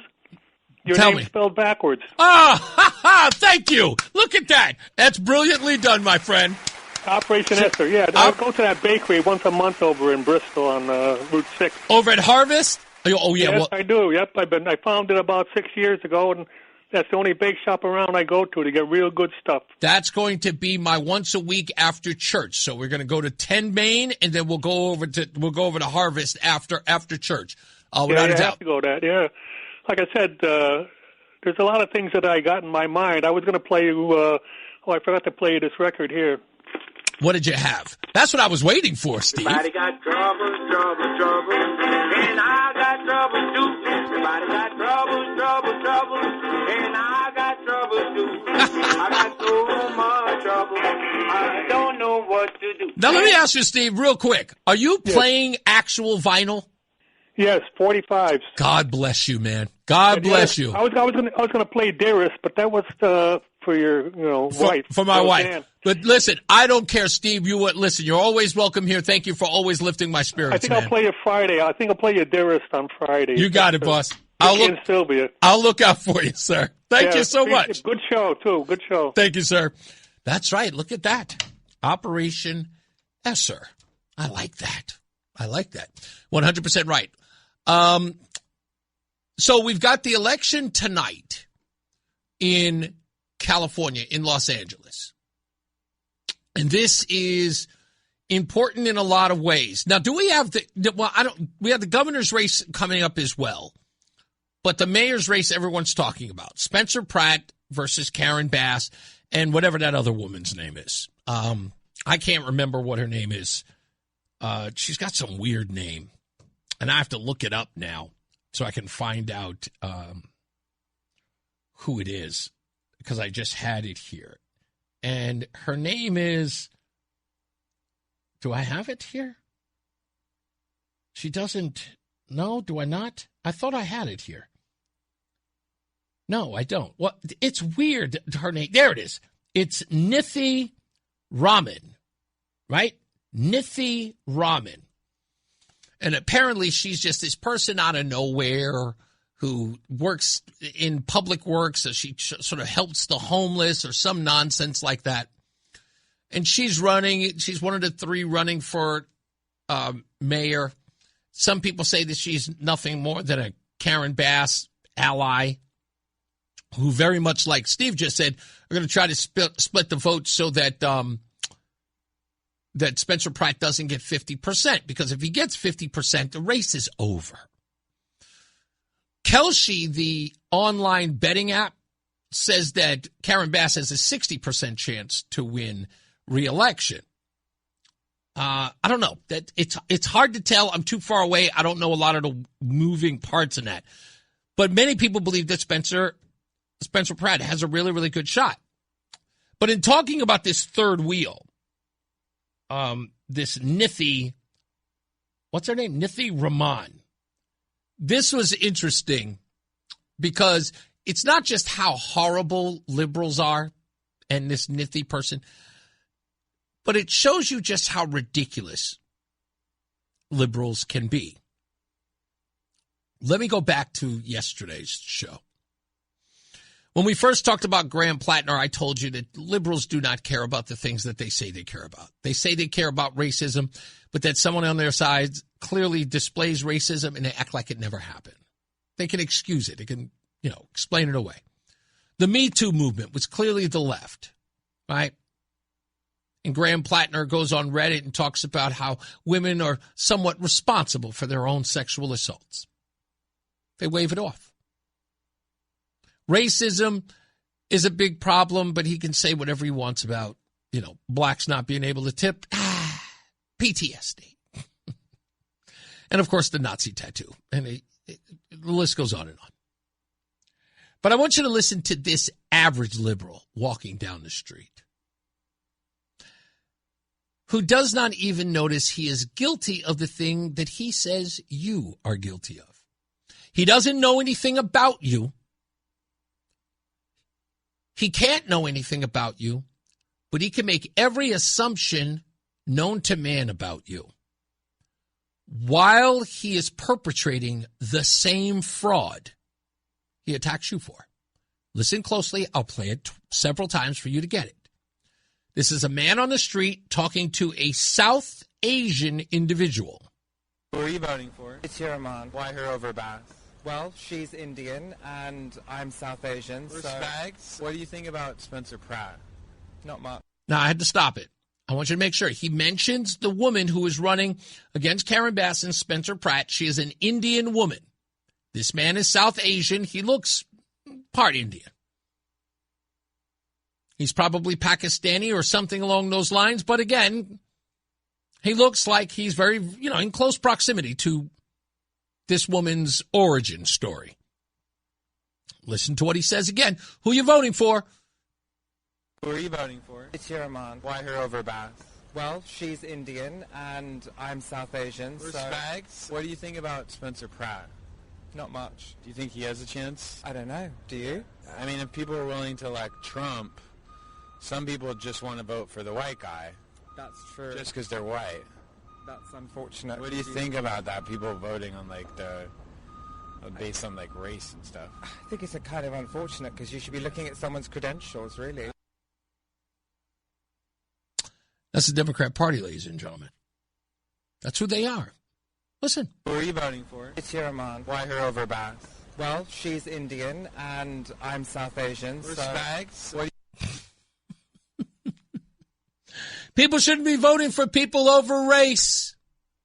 People shouldn't be voting for them over the color of their skin.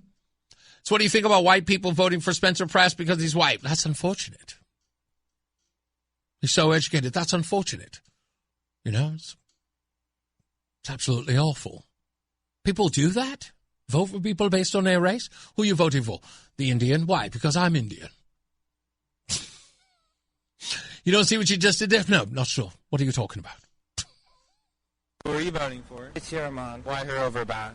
Well, she's Indian, and I'm South Asian. Respect. What do you think about Spencer Pratt? Not much. Do you think he has a chance? I don't know. Do you? I mean, if people are willing to elect Trump, some people just want to vote for the white guy. That's true. Just because they're white. That's unfortunate. What do you think about that? People voting on based on like race and stuff. I think it's a kind of unfortunate because you should be looking at someone's credentials, really.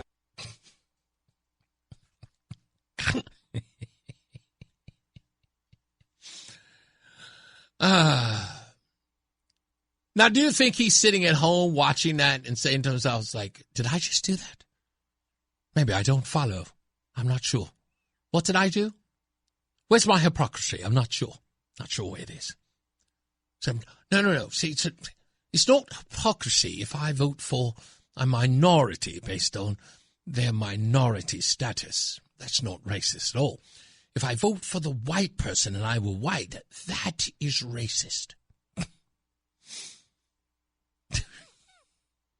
It just is. Just is. But people call it cognitive dissonance. I don't. I just call it stupid. Because that's what it is. It's stupid. And these people are stupid. I got a message today. Someone saying to me that, what's his face? What's his name? Oh, Pete Hegseth. Apparently he did not give a promotion to a black woman. No! And my response was, so? What do you mean, so? So? What does that mean? He didn't give a promotion to a black woman, which means what? Like, what else are you telling me or not telling me about her? Tell me why did she not get the promotion? Because she was black. I was like, oh, really? That's it? Nothing else about her? Who is she? How long she had the job? Is she good at her job? Has she worked there better? Has she ever been reprimanded on her job? Is she a horrible leader? Do people like her? Does she get the job done? Is she a reprobate? Any of those things. You know anything about that? Well, of course not. I just know that she's black. Oh. So black people don't get turned down for promotion? I remember vividly when I didn't get a promotion. I'll never forget it. It broke my heart. I got demoted. And it wasn't even for anything that I did. It's just that the merger happened. I'll never forget it. I was working for a small company. We went from making $1.5 million a year. We jumped up under my leadership to $2.5 million. Right? We were doing fantastic as a small little company. Sure enough, we got recognized by the big boys, a corporate entity out of Canada. And sure enough, my boss sold. I had no control over that.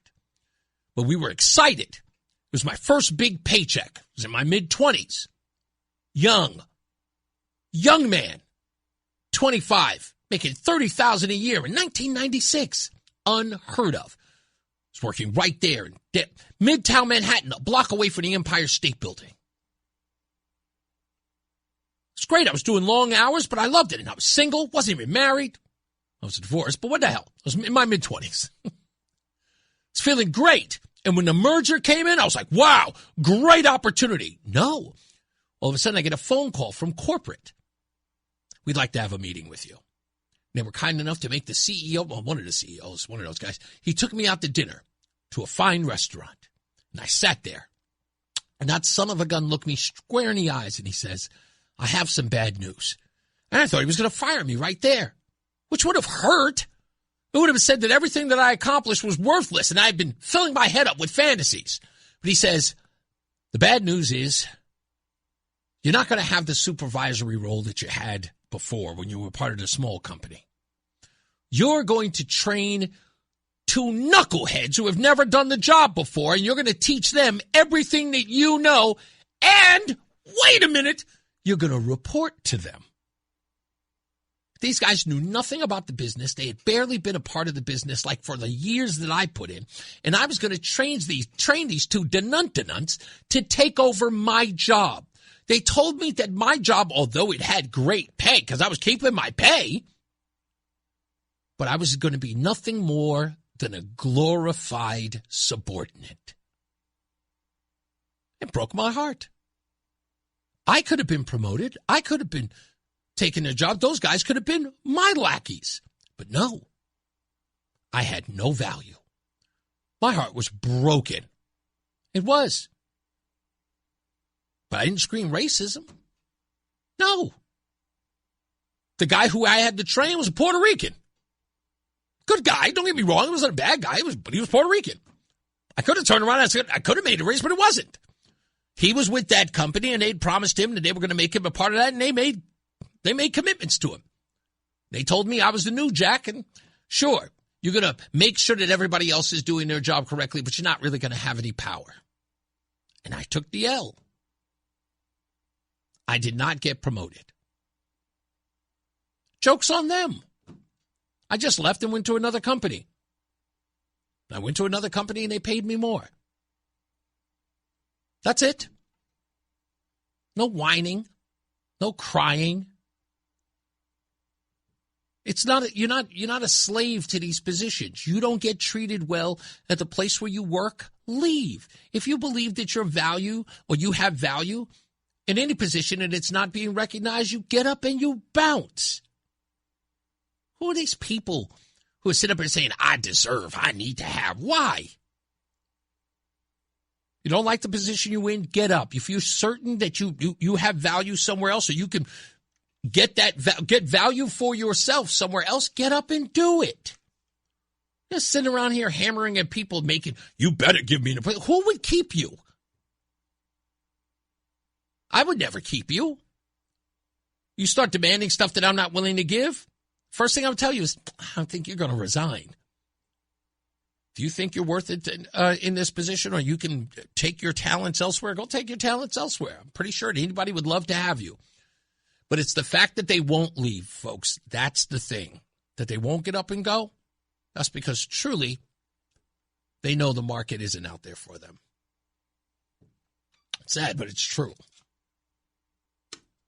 Nobody cares that she's a black woman who didn't get a promotion. She's not guaranteed one because of her skin color. And she's more than her skin color. At least she should be.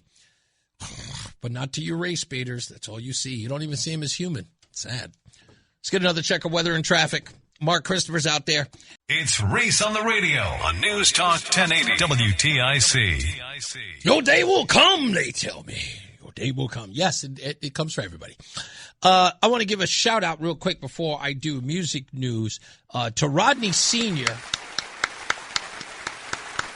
And congratulations, Rodney Sr., on your brand new heart valve that I know you're testing out now. Don't go running a marathon on me, okay? All right, take it nice and easy. Chill out, relax, But Rodney Sr., new heart valve. And I know I'm always sort of picky about surgery. I know I'm probably going to have one at some time in my life, if I get lucky. But say if I get lucky. But good luck to you, Rodney Sr. And that's dad of my good friend Rodney over at 10 Main Cafe. So Godspeed to you, sir. Let's get to it.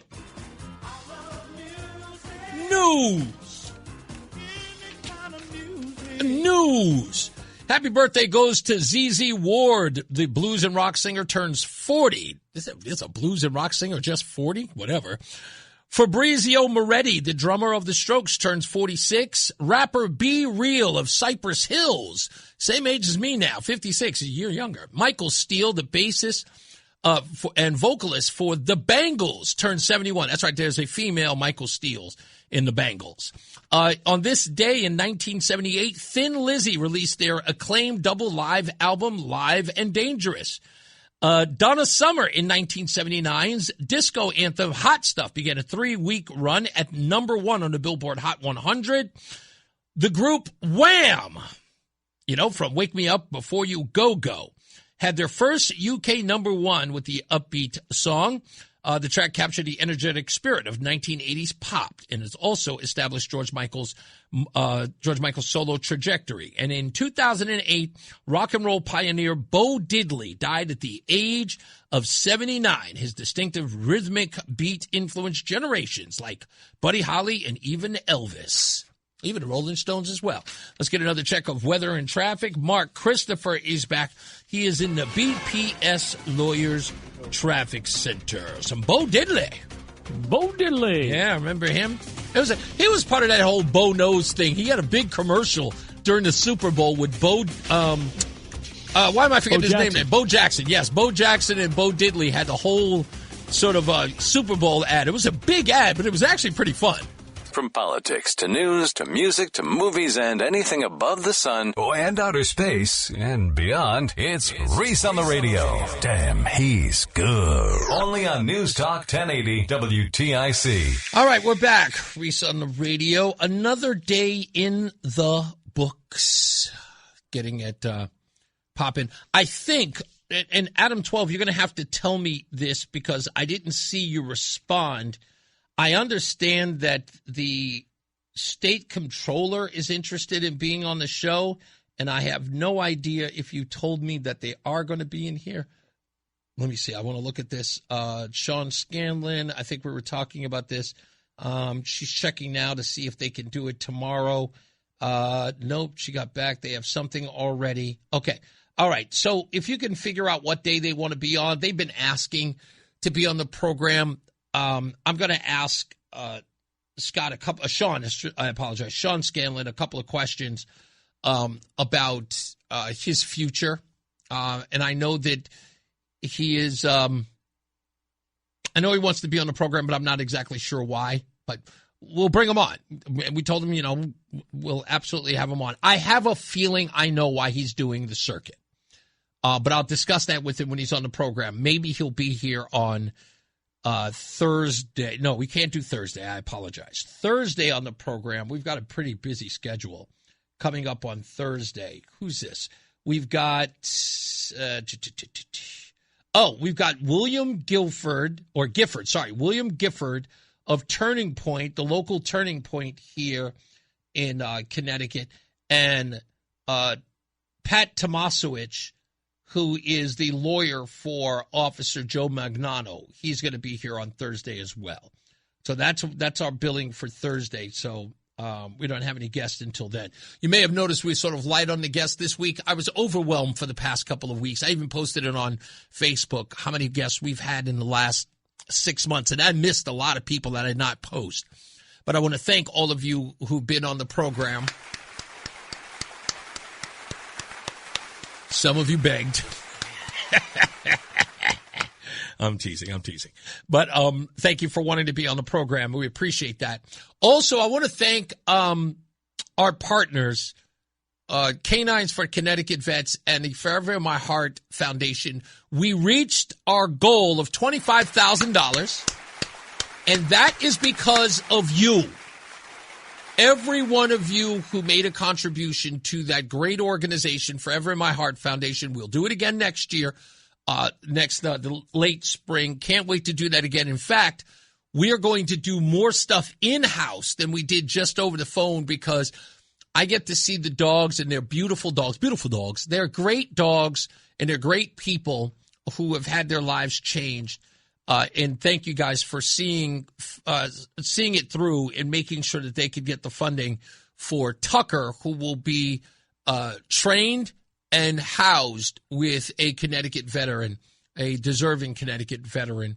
And you never know, Roseanne may be next because I think she's signing up to do it as well. We're having a discussion about it.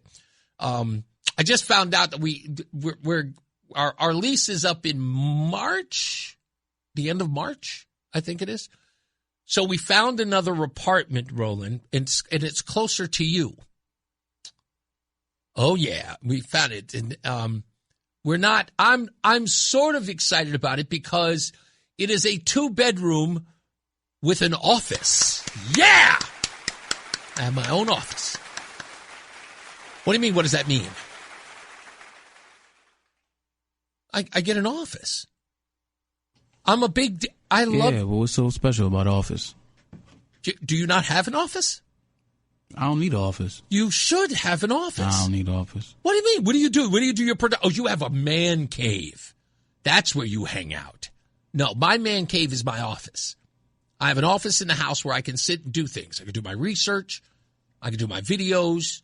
I can compose. I do all that stuff in my office. It gets me away from the rest of the world. It's my own little private Idaho. You guys have the man cave and all that stuff. No, this is my sanctuary, my fortress of solitude. Mm. Yeah, it's a 2-bedroom with An office. I hear you. You never had an office before? You have to have one. No, I don't need one. It's not a need. No. You need an office. You got to have it. You got to have it to understand its importance. Being in an office and having that place where you can think, build, create. That's what it's for. Ask any guys, help me out here on this one. These guys who at some people's office is their garage. You know, when they get out there, maybe they drink a couple of beers, and all of a sudden, out of nowhere, a bookshelf is born. It happens. It just happens. That's how it works. When you're in your man cave, I know you're watching LSU football, right? You're watching anything and everything in your man cave. Multiple sports. Multiple sports. Yes, of course. Yes, big multiple sports guy. So when you are in your man cave watching multiple sports, you're not creating, right? You're just watching. You're enjoying. You don't drink, so you're probably just having a regular old beverage like, what, iced tea? Is that Gatorade. Your thing? Gatorade. Okay, you're a Gatorade guy. Okay, and you're just doing it. But you don't find yourself going, like your mind racing or thinking about stuff, and then you immediately create. You're a producer by nature. Yeah. And you don't get up and just get behind the boards and like start creating beats. What is that? What was that? That's John Silver trying to talk to me through the speaker. Okay, I think he's communicating with you. Well, go handle him. Guys know what I'm talking about here. When they're thinking and you're sitting there and you need that space, that's what happens when I'm in my office. That happens when I'm sleeping. Do you wake up in the middle of the night and go work? I wake up in the middle of the night and I write down that idea that came to me while I was asleep. I actually voice record it. You do? I voice record it. Oh my goodness! And then when I wake up, I forgot all about it. Then I go back to my voice recordings and I hear it. And then I start writing. I'll write it down. That's a great idea. It's a great idea. I need to start doing that again. Yep. Because I will come up with some great ideas and then forget about it. And I'll be looking around and just going, and then, I have to be really, really quiet because my wife is kind of a tyrant in her sleep. She just is. And so I don't do anything. I'll just go, I'll remember it. And then I don't. So Yep. You're right. I forget it. I used to forget all the time until I started. As soon as I wake up out of my sleep, it's like 2, 3 in the morning. I'll grab my phone, run in the bathroom, turn the voice record on, and record everything I just either dreamt or thought of or whatever, and I'll just record it all, and then I'll save it, and then I'll go back to sleep. Okay. I got to start doing that. I usually don't do that much. What I'll do is I'll get up in the middle of the night and go in my office and just start creating. Oh, you just start working? I have to, because it's there and I can hear it in my head. Like a bit or something, it'll be in my head, and I'm just like, it's there. That's how Spanish Words was born. Because it was the night of the Super Bowl, and I went to bed that night, and for some odd reason, Spanish Words just kept popping into my head. I got up in the middle of the night, and I just started recording it. I just started putting the music together, and I was just like, this is perfect. And that was how I knew. It's just like that bit, when it's there, if I don't do it, it loses it. Because what happened was I woke up in the middle of the night laughing my behind off because I can hear the song in my head. And I was going, yeah, Spanish Words, that's going to be a great bit. Even your buddy said, Yeah, he did like it. He was like, that's actually really, really good. It was, because that's how my brain works. That's why I got to have my office, because I can't disturb anyone and no one can disturb me. Well, my man cave is like that. I let the family know. The door is open, you're more than welcome. If the door is closed, don't bother me. Really? Yeah. That used to be with the kids that when my kids were younger, in my den, when we lived in Fort Lee, if that door was closed, I would tell them, it's like, nope, you can't come in. I had 3 TVs. That was when in my early stage, like after we just left Hartford and we went back to New York, we found this apartment, a lot of square footage, and I had a den, and I had 3 13-inch color TVs with VCRs under them because, we weren't recording, the way we can digitally online during that time. And so I had VCRs under each and every one of them, and I was recording everything that was on television that was worth noting the next day on the air. That was my room. It looked like a newsroom. It was insane. And that was like, when that door was closed, you couldn't mess with me. And I started my day at 3 o'clock in the afternoon And it was until like midnight. I was recording anything and everything that was on television. That's what I had those 3 networks up for. So I'd be like Fox News on one, CNN on the other, and then regular broadcasting on the third TV. And I was going through back and forth. That was my first office ever. And I loved being in there. And they were like, my kids would always say, it's like, so you're always in here working. But I was creating at the same time. I was finding bits, little snippets that I can run as sort of like ads or bits for the show. It's beautiful. Yeah. That's why I love doing it. Anybody who's ever had an office knows exactly. That's why you got to have it, because you can create there. And the stuff that's in your head is finally out of your head. And then when you hear it, you produce all the time. Yeah, I produce in the studio, though. Oh, wait a minute. You go to the studio? You got to have a studio in the house. I used to have a studio in the house, but I packed it all up. So it's just in storage now. Why? Because I don't record it as much anymore. Don't let it go away. Don't do it to yourself. You're going to have that thing ringing in your head. It makes people crazy, especially creative people.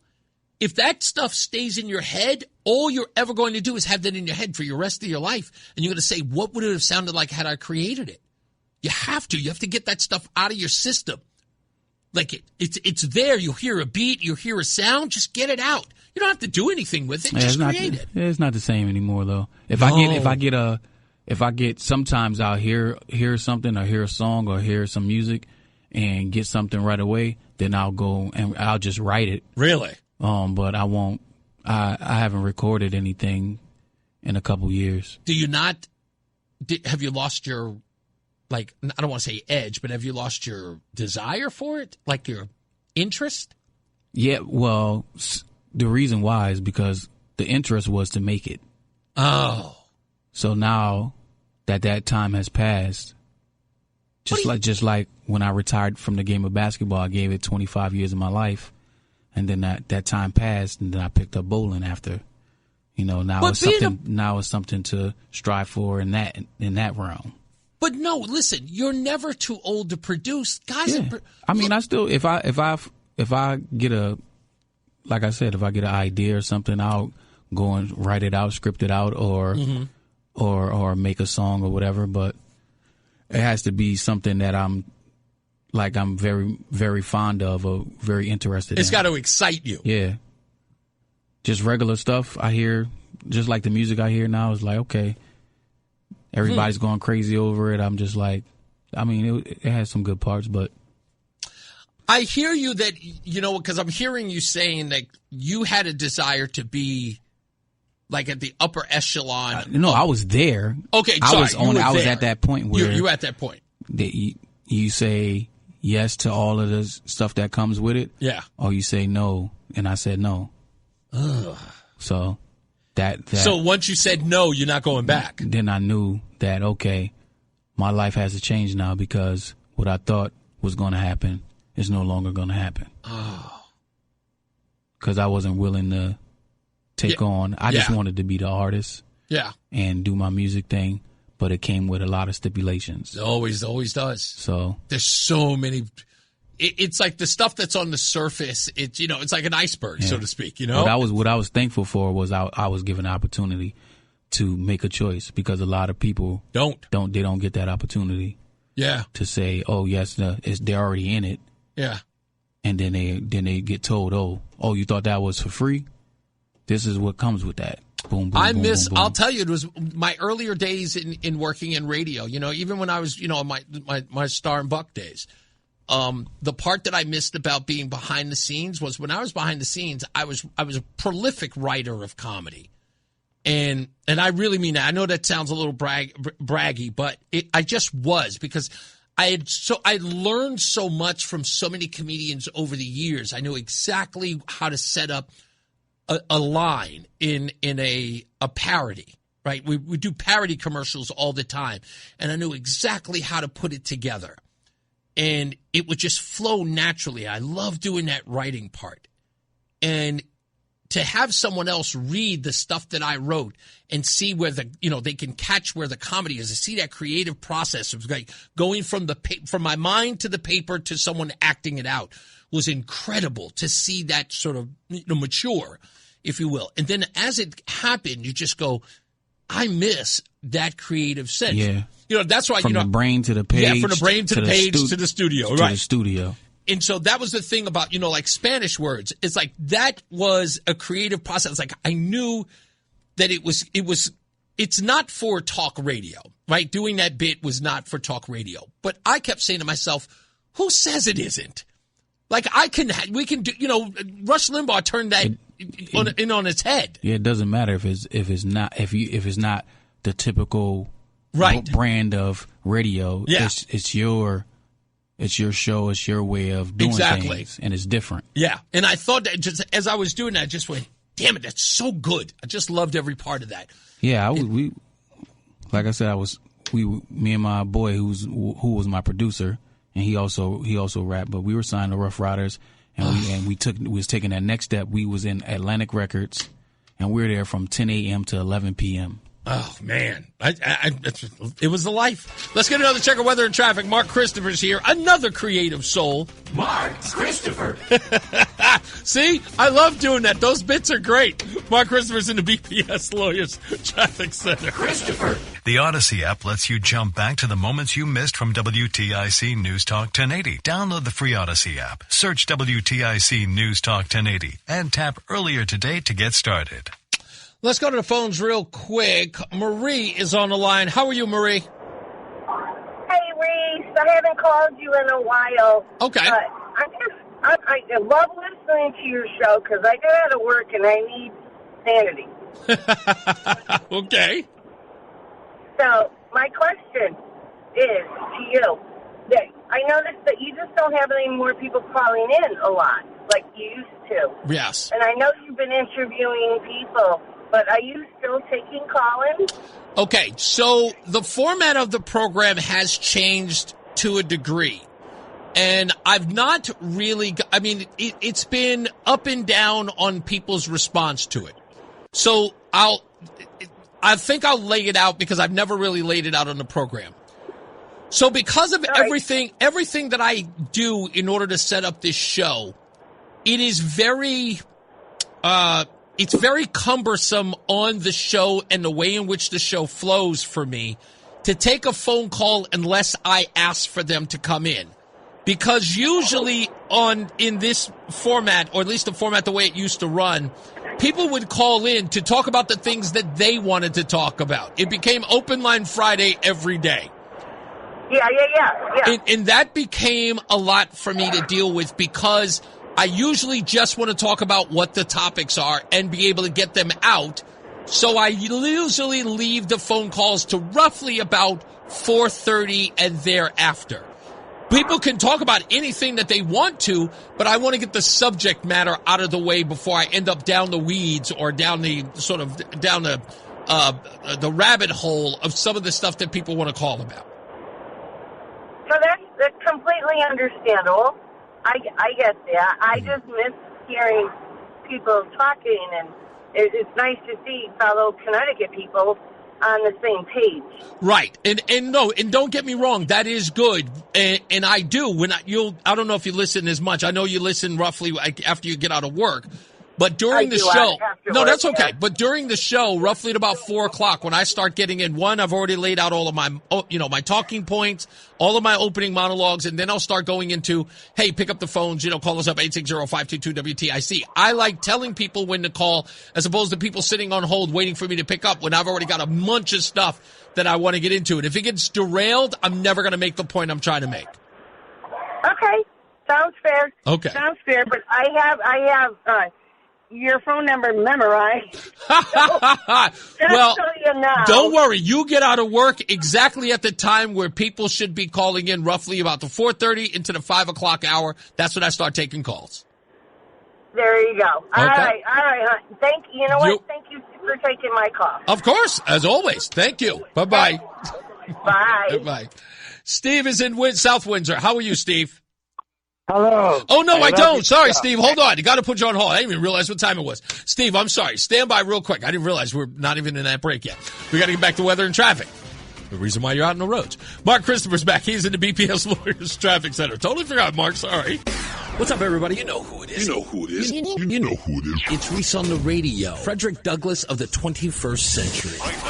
It's WTIC News Talk 1080. All right, we're almost out of here. By the way, I was mentioning earlier, and I didn't get to it, a video out of Wilton, Connecticut is making the rounds, and it puts the spotlight on what some local family-friendly events are actually trying to deliver. On Sunday, May 31st, at the 4th Annual Wilton Pride Festival, they ran on the town green in Wilton Town Center from 11 to 4 p.m. The nonprofit Wilton Pride, in partnership with the Wilton Library, promoted it as a free all-ages community day with vendors, activities, music, and performances. Their own materials said, "Come spend a day with us celebrating exactly who you are." The schedule included welcome yoga, flag raising, and a pride butterfly craft in the children's program room at the library, student music performances, and a community mural. The rain date was for June 7th. At the 3 p.m. slot in the same public schedule, Queen performance by Sienna Rose, a 3:45 community dance party. And yesterday, the very, very popular X account of Libs of TikTok posted the video from the event, and the caption reads, "Drag Queen twerks for young children at a family-friendly, all-ages Pride Festival in Connecticut." The clip shows the performer, a biological male in drag, executing sexually suggestive dance moves in front of the kids who were there for what was sold as a daytime family outing. And that's all I told you, folks. Republicans, you don't have to say anything. Just post that video, share it with your friends. You don't have to explain it. Show it. That's it. Normal folks, this is going, you can't do that around the kids. You just can't. Sure, there's some people out here who, don't have a problem with it. You know who they are. But you don't have to do anything. Just saying, hey, I'm just going to leave this right here. Okay? This is what we call laying the groundwork for November. That's all it is. The faux outrage, and trust me, I deal with faux outrage all the time. I deal with it. They text me every day with the faux outrage that's absolutely misguided. You don't have to be outraged. Don't. They're going to do what they do. Fair-minded folks are going to see that and going to go, oh, I don't know if I'm comfortable with that. Because they're not. Trust me. Anyway, let me get back to the phone. Steve in South Windsor. How you doing, sir? Hello, Reese. I don't know if you remember. I used to tell you that John Larson constantly walks by my house here. Yes, I do remember you, sir. He's my neighbor. Well, I have a man cave, and I don't miss him very much. Whoever walks by when I'm not working, and I don't know where he disappeared to. He's really, really working. Listen to me. He is pounding the pavement. He cannot believe he lost the Democrat endorsement. He is working double time now. Remember, it used to be a cakewalk for him. Now he's got opposition. 3 times, 4 times a day if I'm home. Yeah. If I'm not working, he has disappeared off this planet, and I'm just a little concerned. You should be. But listen to me, all it is that John Larson finally realized he's going to have to work for his dinner. That's what happened. Okay. So you're not seeing him because he is, again, not taking all days off. That's why. You may even, I'll put it to this way. If you want to know how desperate John Larson is, try this on for size. Adam, make sure you're listening. Let me lay this down for you. John Larson may very well appear on this program because of it. Okay. From my mouth to your ears, my friend, he may even show up on this very program. He needs it. He's got to be here now. Well, I've just called you. I'll make this quick. I miss him because over 3 weeks or maybe a month, he hasn't walked by. Well, listen, when he gets here, I'll tell him to make sure he comes by Steve's home, okay? Oh, he knows where I live. I know he knows. I know he does. Thank you. You got it, Steve. You got it, sir. Let's go to Thomas in Thomaston. Hello, Tom. Hey, Reese. Good to hear you. Hey, you got to do me a favor. You got to go easy on Mr. Larson. He's Why? Not as sharp as he used to be. It's not my fault. Listen, he's gentle. He's gentle. He is the nicest guy in the world. I told you. I love John Larson, especially when he sees me. He's like, hey, how you doing? You know that gravelly voice he's got? Hey, he's pointing at me. Yeah. He's a lovable. He's like a grandpa. He is, but he's just out of his wits on policy. Now that I think about it, those last few ads he runs on television, he's a mad dog. So He yeah, sure is. now that I think about it, you can go right after him. He is so angry and disappointed at his party right now. And again, you know what I say to this, Tom? As I said to Jasmine Crockett and everybody else, even Al Green for that matter, what happened to these people that they ended up losing their primaries or they lost their endorsement? I said all of the effort that these folks put into admonishing Donald Trump got them nothing but kicked out the door. And so now they're looking at their party and going, dude, I sacrificed everything and you're not there for me now. And I'm like, you get what you paid for. This is exactly what you deserve. You showed. Yeah, that's 100% true. Hey, real quick before I go, that Graham Platner. Yeah. He calling himself like the common man and the everyman.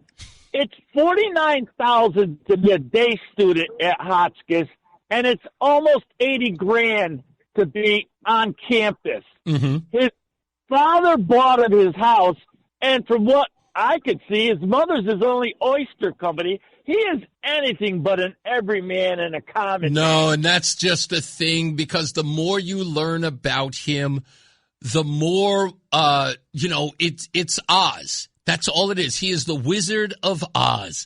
This guy was supposed to be everything. He was literally a dream candidate for the Democrats. But here's what we find out about Graham Platner.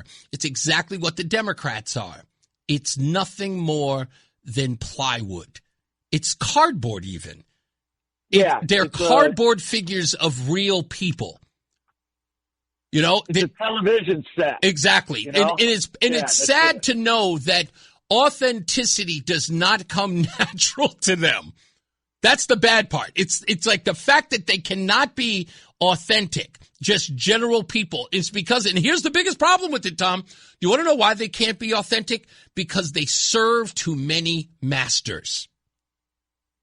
Yep, and they've gone just way too far left. Exactly. That's what I mean when I say they've served too many masters.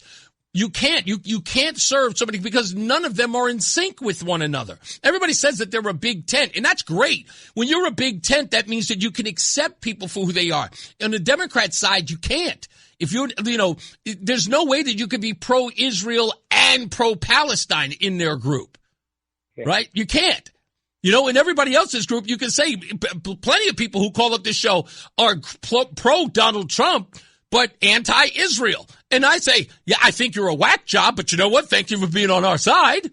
I appreciate you loving Trump. I appreciate you loving America, but you don't agree on every angle. That's fine. I can deal with that, and I'll hash out that debate with you. But in the Democrat Party, if you don't fall in line, you're admonished for it. So when you serve too many masters, you can get no authenticity. Yeah, that's true. Hey, if you and Roseanne ever want to take a day trip on a weekend, take 112 up to Lakeville and look at that Hotchkiss campus, man. It's incredible. Okay. All right. Nope, without a doubt. Lakeville, Connecticut. Thank you, sir. All right, see you. You got it. Let's go. I'm going to take Jerry real quick, and then we'll go to Sam. Hey, Jerry, how are you? Hey, regarding that main guy, if you gave AOC steroids and testosterone shots, I think that's pretty much what you'd end up with. Yeah, I would think so. And I think the line that he said that really cinches it is this line about power, which I thought, again, still bothers me to no end. Let me see if there he is, right there. This one. Is there something? Nope, that's not it. Why did I miss it? Go ahead. I'm sorry. No time for California, though. What's that? Oh, in terms of, I know you got to cut the call, but I wanted to mention something quick about California. Go ahead. RFK is a bit of a flake, but he is a lawyer. And so when he testified under oath, under the penalty of perjury, that the HHS, before he took over, i.e., Javier Becerra was running a human trafficking, child smuggling operation? Yes. If he ran the risk of losing his law license and being tried for perjury if he was lying. That's right. So we have to assume he was telling the truth under oath.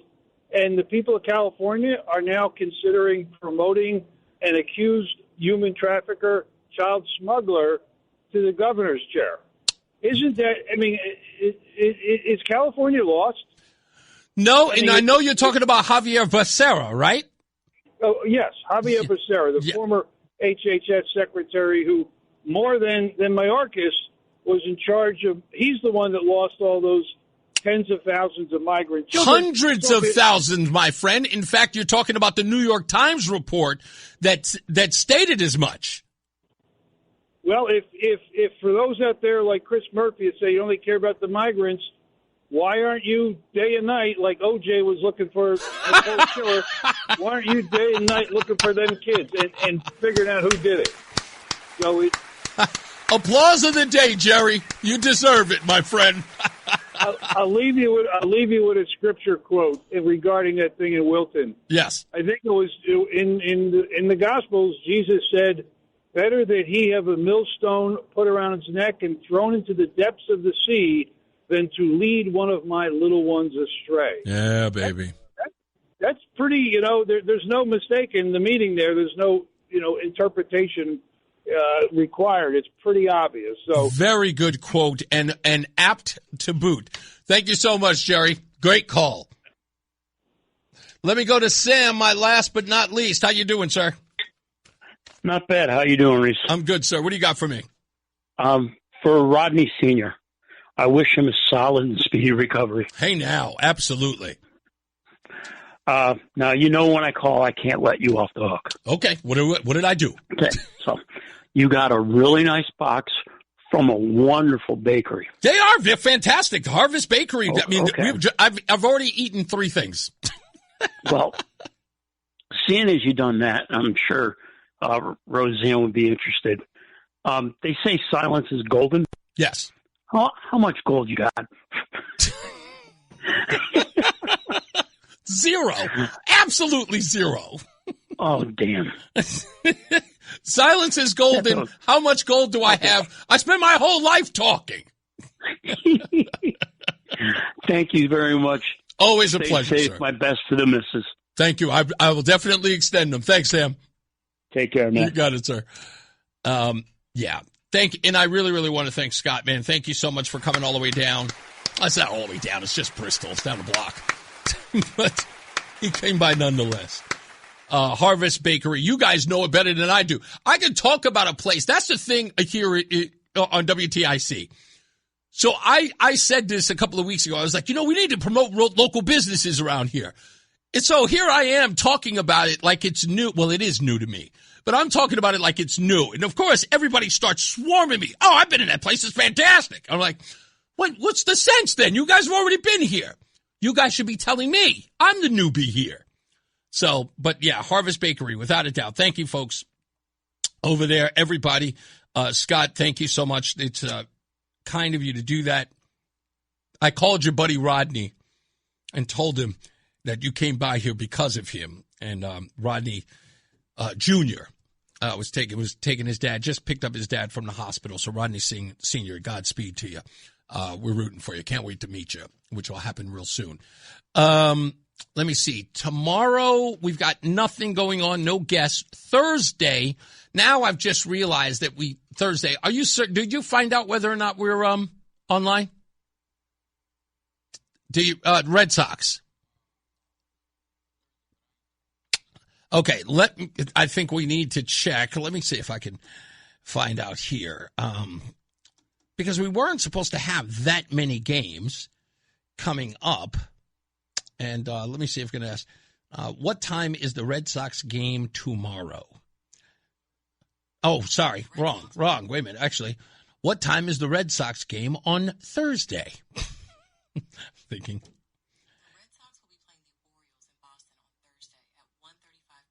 Okay, so 1:35. All right, no big deal.